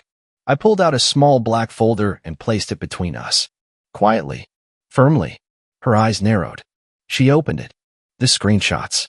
The bank transfers. The hotel dates, the printed transcript of the 32-second audio clip, and then the photo of Derek sitting in my kitchen, holding a beer with his feet on my coffee table. Her hand froze. Her mouth opened slightly. This isn't. Nick, what is this supposed to be? Reality, I said. Something you've never been good at living in. She flipped the folder closed and pushed it aside like it was garbage. Okay, congratulations. You did your homework. What now? You want me to cry? Apologize? Pretend this wasn't inevitable? I leaned forward. No. I want you to shut up for once and listen. Her eyes flared. You could have left. You could have told me you weren't happy. You could have filed for divorce like an adult. But instead, you brought that half-brained caveman into our home, endangered our son, and plotted something that sounds a lot like a murder attempt. She scoffed. Oh, please. Don't flatter yourself. Nobody was going to kill you. It was just talk. Derek was blowing off steam. And what if Tyler hadn't gotten away? What if he had crashed harder? What if I ended up out of the picture like you whispered in that recording? Silence. She didn't have a defense. Just that same smug stare, trying to pretend her world wasn't crumbling. You know, I continued, I used to think I failed you. That I wasn't exciting enough. That I worked too much. Talked too little. But now I realize something else. I stood slowly and tossed a napkin onto the folder. You were never worthy of what you had. You weren't bored. You were greedy. She leaned back in her chair, crossing her arms. So what now, Nick? You gonna play the victim and run to your lawyer? Take the house? Try to drag me through court? No, I said, calmly. I'm going to take the truth. And let it drag you. I turned and walked out without another word.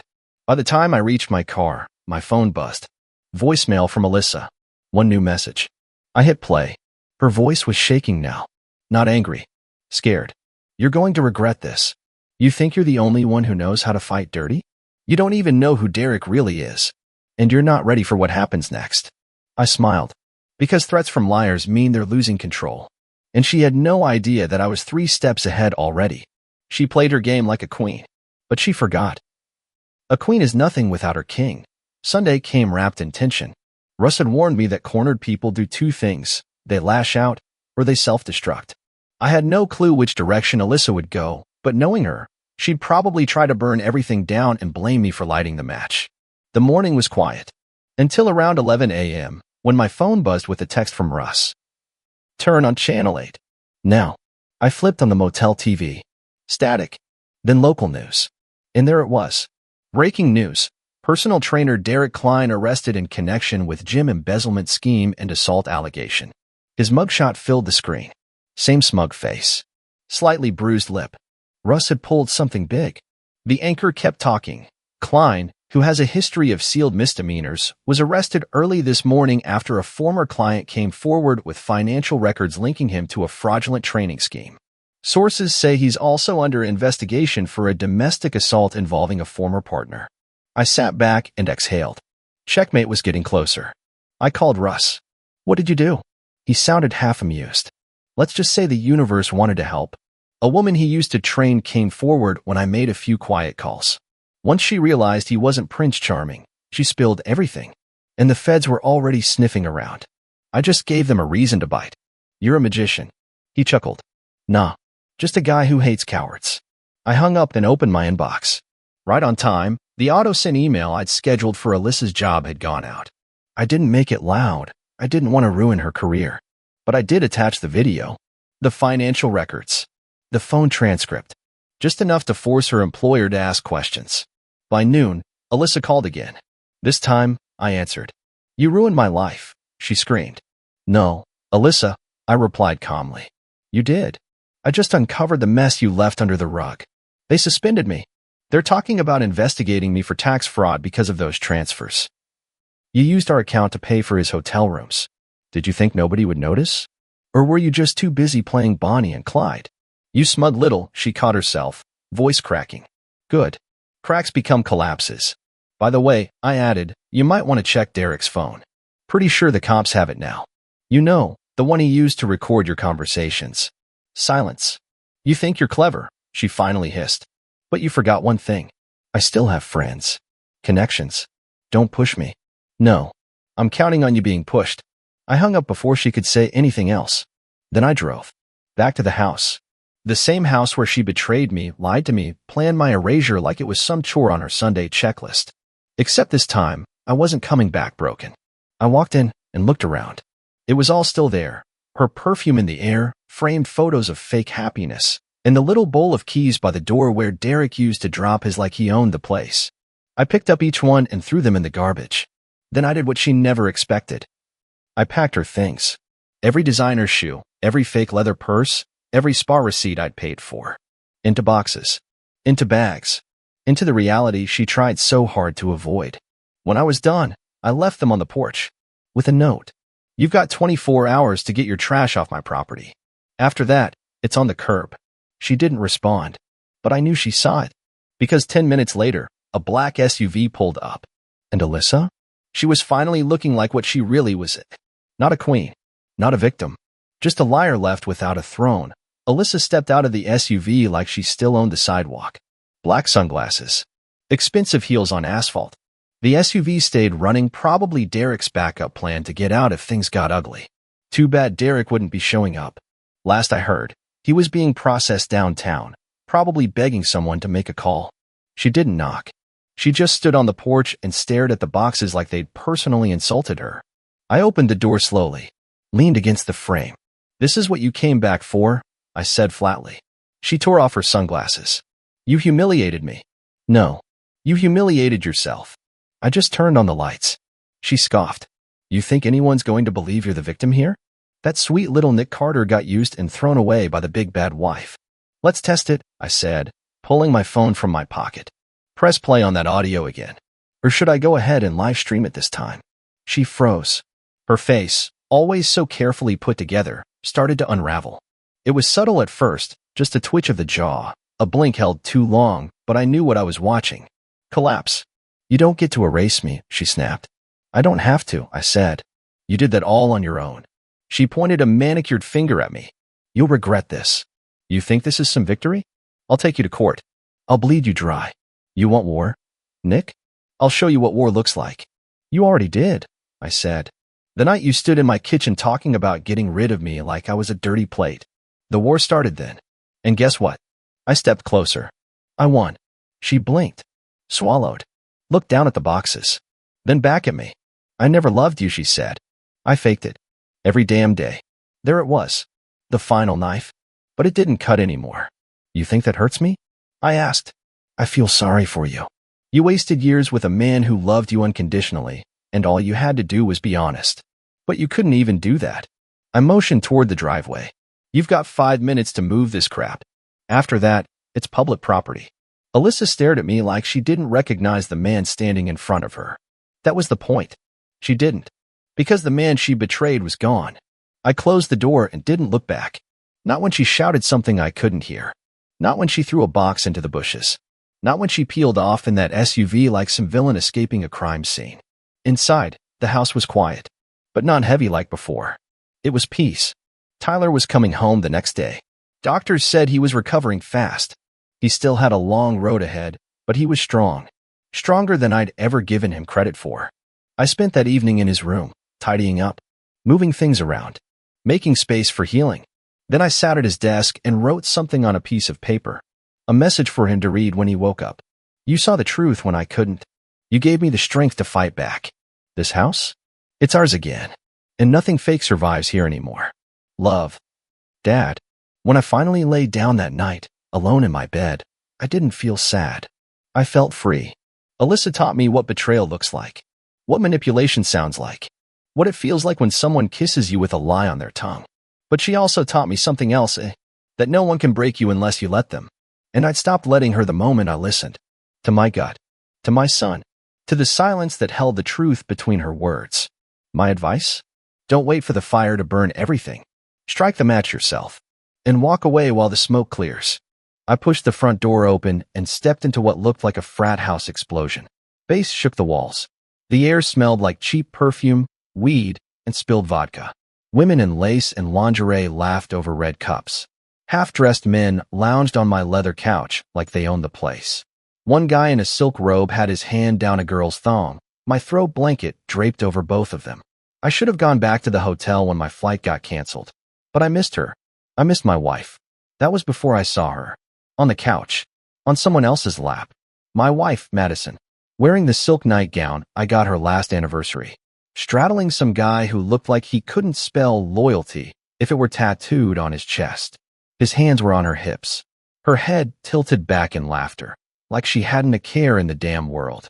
Like she didn't have a husband who paid for that roof. Who loved her stupidly. She didn't notice me at first. Nobody did.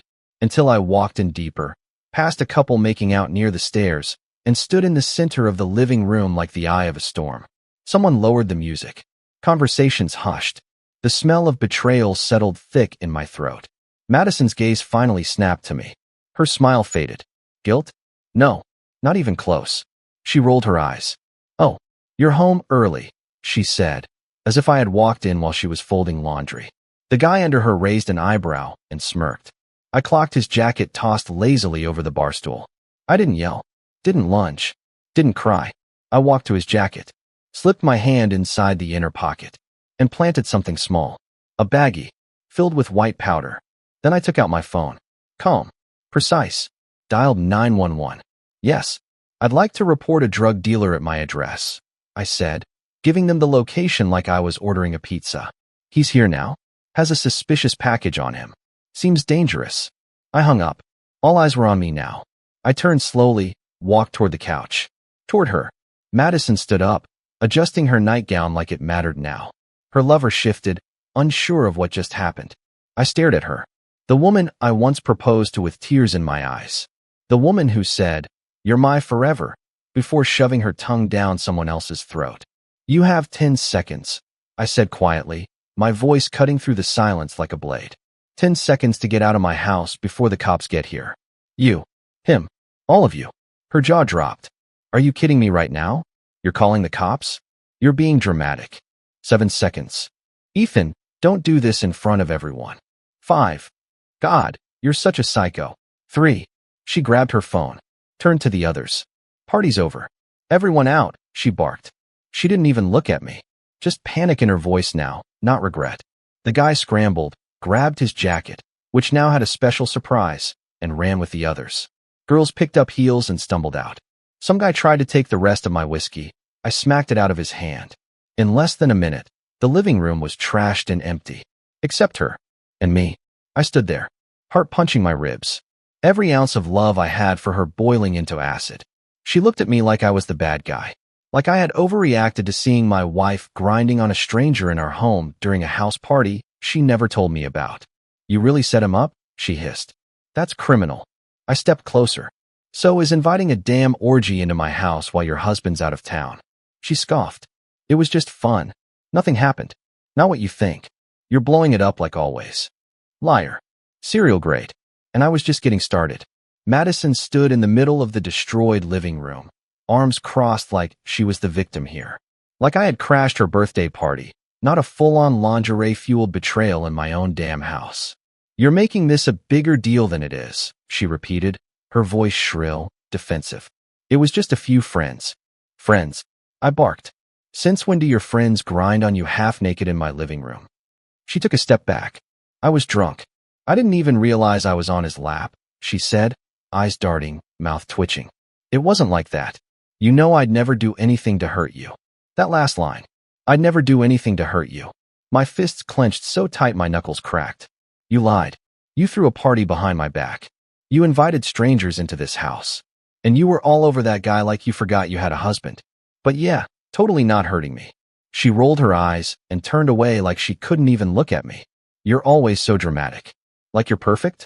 Maybe if you were around more. There it is, I said. The classic deflection. What do you expect?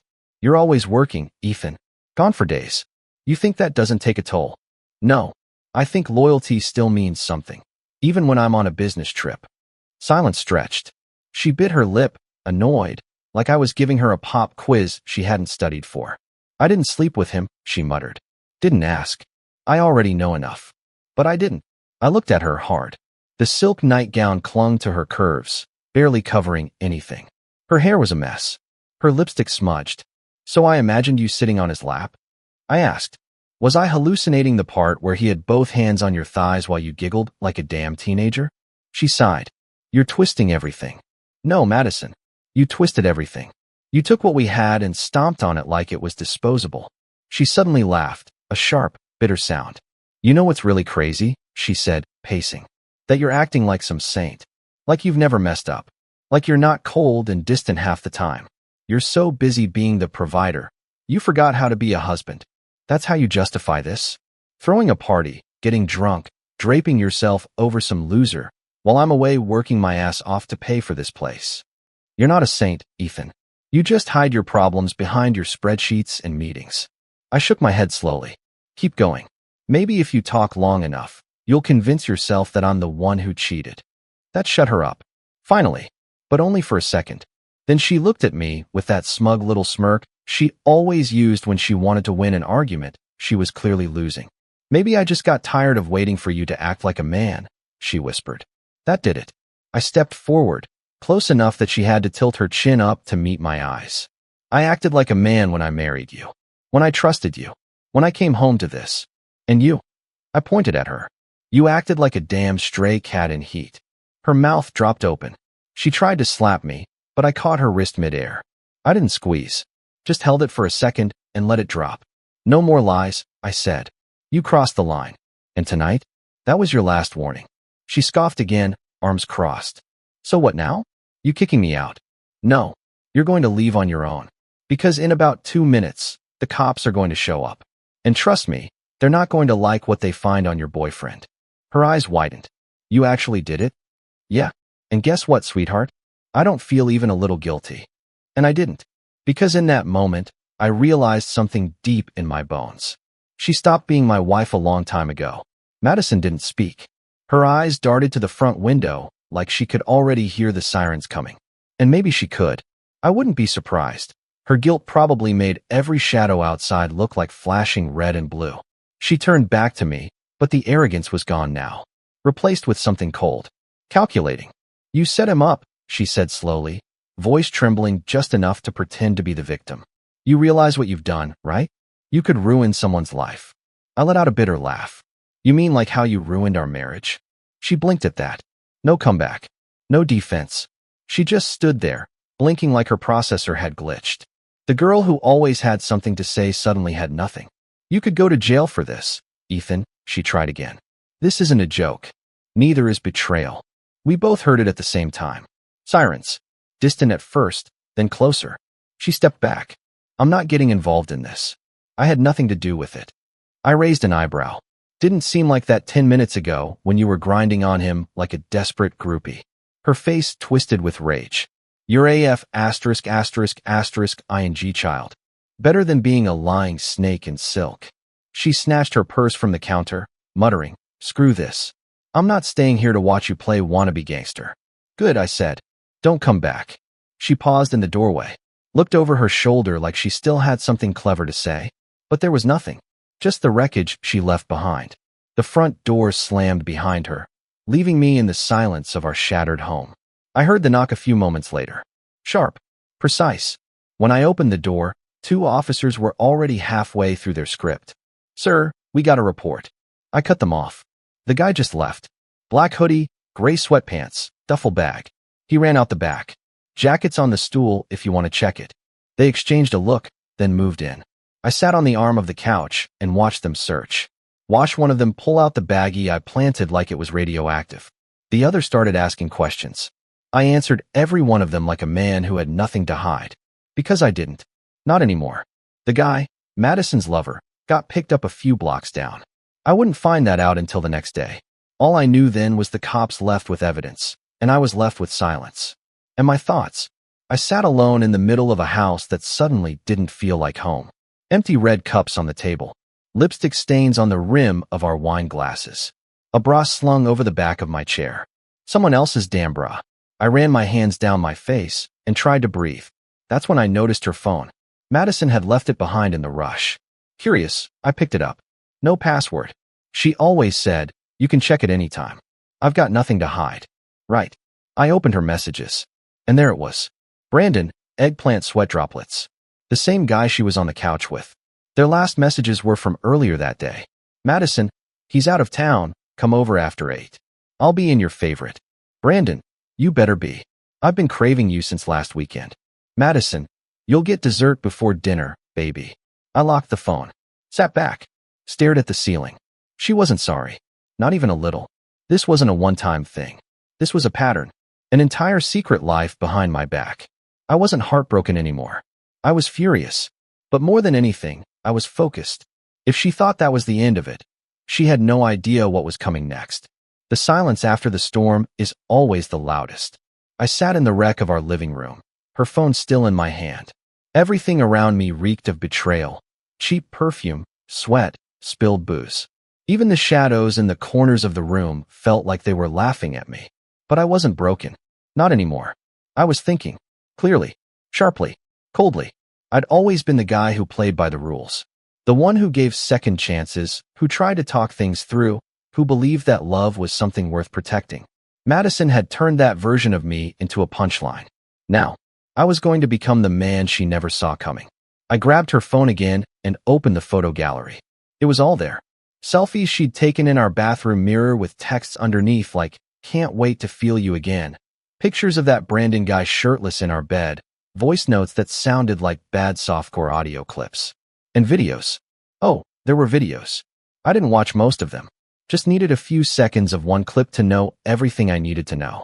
I sent a couple files to myself, then deleted the sent folder. She was sloppy. Arrogant. Too sure of herself to ever think she'd get caught. She hadn't even changed her iCloud settings. I had full access to everything. Messages, locations, calendar events. That's when I noticed she had something marked for tomorrow night. Dinner. 8 p.m. at Vino on 3rd. Kiss mark. The same place we had our first anniversary dinner. Cute. I stared at that calendar event for a long time. She really had no shame. She was just going to slide out of one man's house and into another's arms like it was nothing. And maybe it was, for her. But for me, it was the beginning of the end. I opened my laptop, logged into our joint bank account, transferred 90% of the money into a separate savings account under my name only. She'd never notice. I'd done all the finances. She only checked the balance when she wanted to shop. I looked through credit card statements. There were charges I didn't recognize: lingerie, hotels, Uber rides at midnight. She had used my money to fund her infidelity. It made my blood boil. But I kept my cool. No rage. Just precision. I printed out screenshots, messages, hotel receipts, the location pings from her phone, all of it. Put them in a neat folder. Labeled it for my lawyer. I didn't know yet what my endgame was, but I knew this much. I wanted her to regret everything. And I wasn't going to scream or cry or beg. I was going to dismantle her world the way she tried to dismantle mine. Then came the final piece. The camera.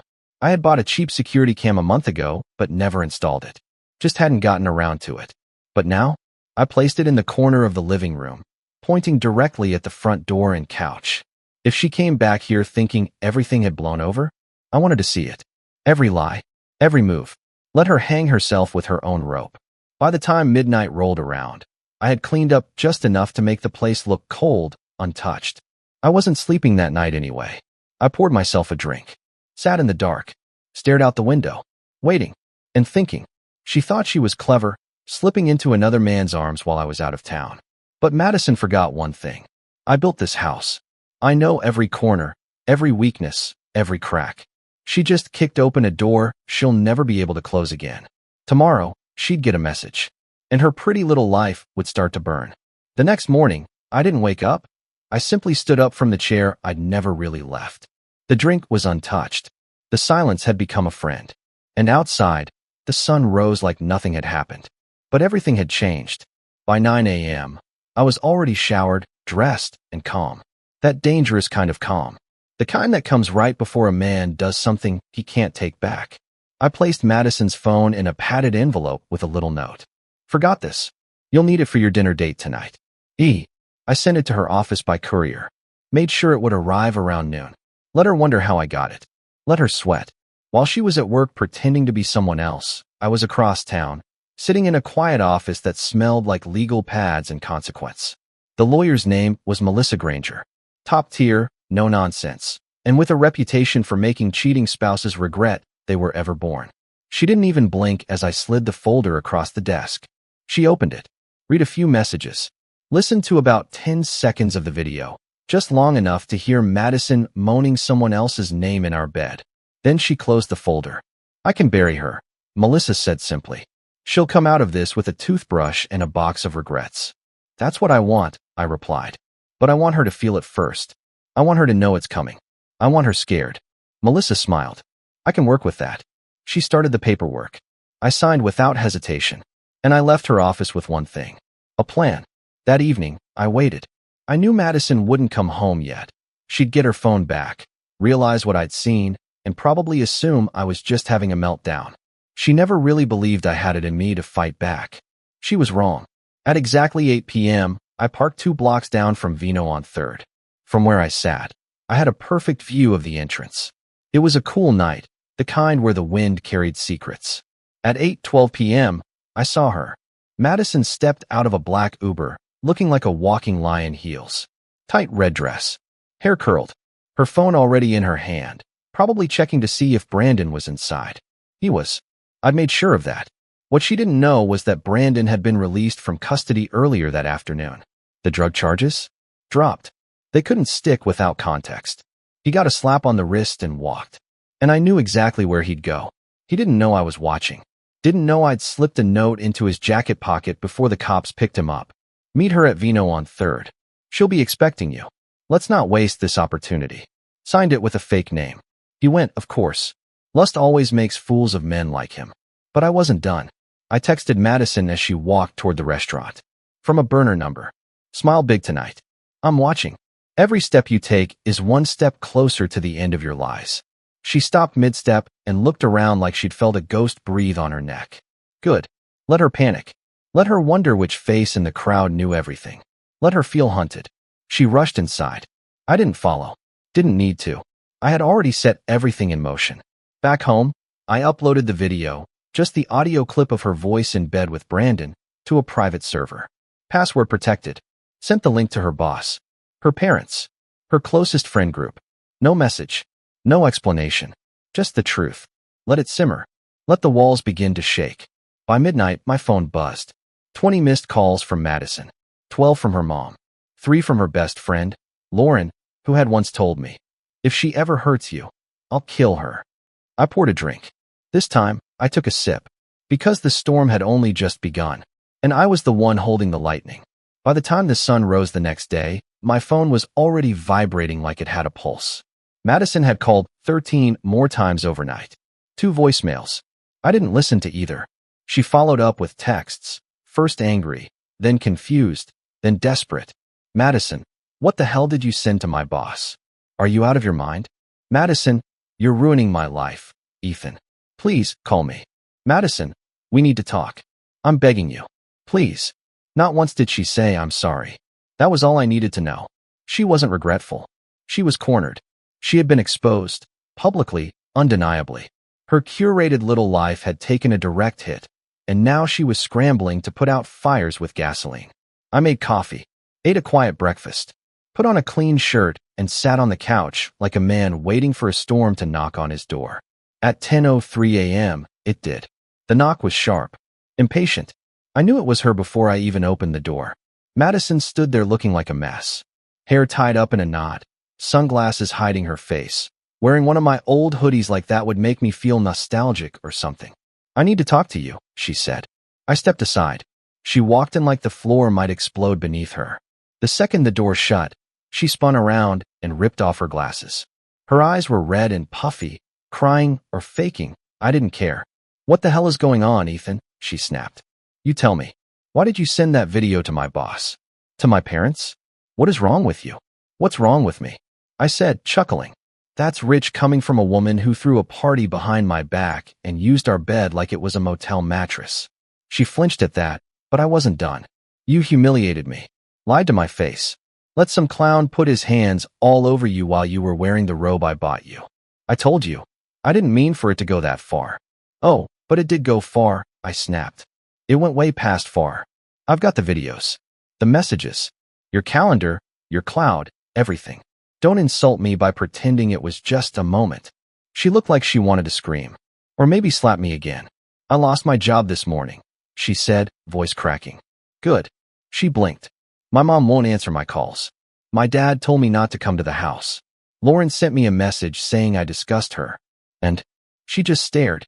I didn't cheat on you for months," she whispered. "It wasn't like that. I got carried away. I was lonely. You were gone all the time." There it was again. The excuse. "You know what's sad, Madison?" I said, walking closer. "You didn't cry for our marriage. You didn't cry when I saw you on another man's lap. You're crying because you lost your job.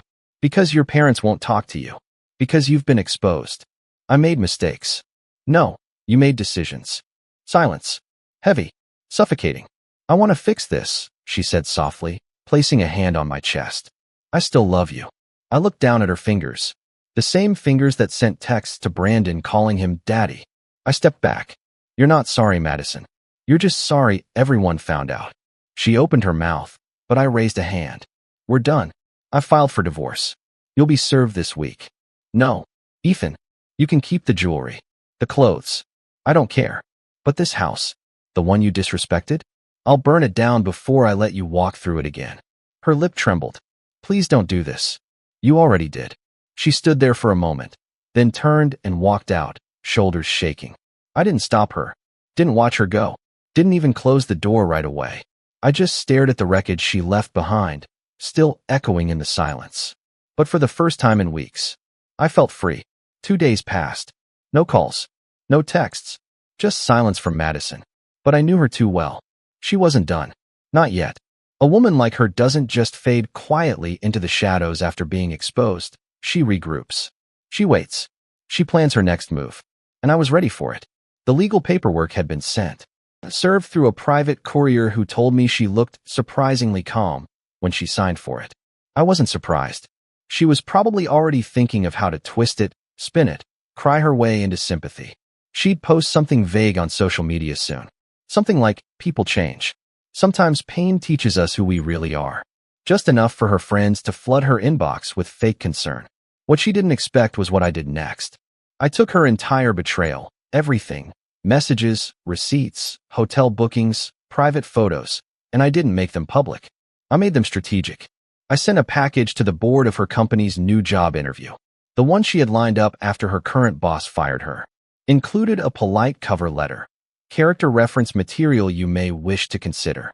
I knew someone on that board. A favor from college. One email, and I made sure she didn't walk into another position like nothing happened. She wanted to burn down what we had. Fine. But I was going to make sure the ashes stuck to her skin. Then I visited the one person I had avoided since this all began, my mother. I hadn't told her the full story. She loved Madison. Thought she was perfect. Classy. Intelligent. Loyal. She used that word a lot. When I sat down with her and slid the folder across the table, her hands trembled as she read. Page after page. Screenshot after screenshot. By the time she reached the voice note, where Madison whispered filth into Brandon's ear while in our bedroom, my mom just shook her head. I raised you to be a good man, she said.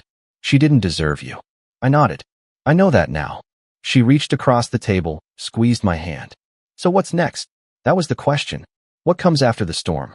I didn't want revenge anymore. Not the way I did in the beginning. I wanted closure. And I wanted her out of my life for good. Madison didn't wait long. That night, she showed up again, this time not crying. Not desperate. She came dressed like she was attending a funeral. Black dress. Hair pulled back. Minimal makeup. Can we talk? She asked, almost too gently. I didn't say a word. Just stepped aside. She walked in slowly, looked around the living room like it was a museum of her own destruction. I read the papers, she said, sitting on the edge of the couch. I guess this is real. It was real the second you betrayed me. She nodded, like she expected that. I've lost everything, she whispered. My job, my friends, my parents barely speak to me. That's what happens when the truth shows up. She looked up at me, tears brimming. I don't want money, she said. I'm not going to fight the divorce. I wanted to tell you I'm sorry. Not for being caught. For what I did. For who I became. I raised an eyebrow. Too little. Way too late. I'm not the same person anymore, she continued. I don't even recognize the woman I was. You recognized her just fine when you were climbing into hotel beds. She winced. I deserve that. I nodded. You do. Silence. Then she stood. I'll sign everything. No lawyers. No fights. I just want to disappear. I walked to the door and opened it. Then start now. She hesitated, like she wanted to hug me or say something poetic. But there was nothing left between us except ruined trust and paperwork. She stepped outside. I closed the door before she reached the sidewalk. I didn't watch her leave this time. I didn't need to. Because this time, she was never coming back. 2 weeks later, her name was gone from the mailbox. I stood in front of it for a moment, key in hand, just staring at that little empty slot where the sticker used to say Ethan and Madison. It was just mine now. Just me. No joint bills. No shared calendar reminders. No hairbands tangled in the sink. No lies whispered through a smile. It felt cleaner. It felt earned. Inside the house, it was quiet. The kind of silence that doesn't suffocate you but holds you steady. I donated most of the things she left behind. Burned the bedsheets. Repainted the bedroom walls. Not because I was trying to forget. Because I wanted to reclaim it. This was my home again. Not a stage for her betrayal. A few friends knew what had happened. The real ones. Not the performative types who disappear when things get messy. And they asked me the same thing over and over. How did you stay so calm? Truth is, I didn't. Not in the beginning. That first night, I was a wreck. I wanted to scream, punch walls, cry, collapse, rewind time. I replayed every moment like a sick movie. Our wedding, her laugh, the vacations, her hand in mine. All poison now. But I didn't let the chaos win. I let it fuel me instead. Because if I'd let myself spiral, she would have won twice. So I stood up, cleaned the mess, and built my revenge not from hatred, but from clarity. I didn't want to hurt her as much as I wanted her to feel what I felt. Powerless. Exposed. Alone. And now that she did, I didn't feel joy. I felt done. The papers were signed. Divorce finalized. She didn't ask for alimony. Didn't even try to fight for anything. She just vanished into the quiet, like a thief retreating in the dark once the alarm goes off. But before she left town, before she disappeared completely, she sent me one last message. Madison, I don't expect forgiveness. But I do hope one day you find someone who'll love you the way you deserve to be loved by me. And I hope I never forget the man I threw away. I read it once, then deleted it. I didn't reply, because the version of her that sent that message, that was the ghost of the woman I once loved. not the selfish, reckless one who destroyed us. And ghosts don't deserve answers. They deserve peace. But peace is earned. I've been rebuilding, quietly. I started running again in the mornings, cleared my schedule in the evenings. Spent time with people who never betrayed me. I'm not rushing into anything. I don't need a replacement for what I lost. I need to rebuild who I was before her. And better yet, who I am now, without her. You never walk out of betrayal the same. Something always breaks. But if you're smart and strong and just patient enough, you rebuild that broken piece with steel. So yeah, I got hurt, but I didn't stay broken. And if you're reading this, if you've been through what I've been through, or you're standing at the edge of something crumbling, here's my advice. Don't react. Respond. Don't scream. Strategize. Don't beg. Walk away. And whatever you do, never let someone make you feel like your love was the mistake. Their betrayal says everything about them. And how you rise after, that says everything about you. As for me, I'm not bitter. I'm better. And the next time I give my heart to someone, they'll have to earn it in a way she never could. This was my story, not hers.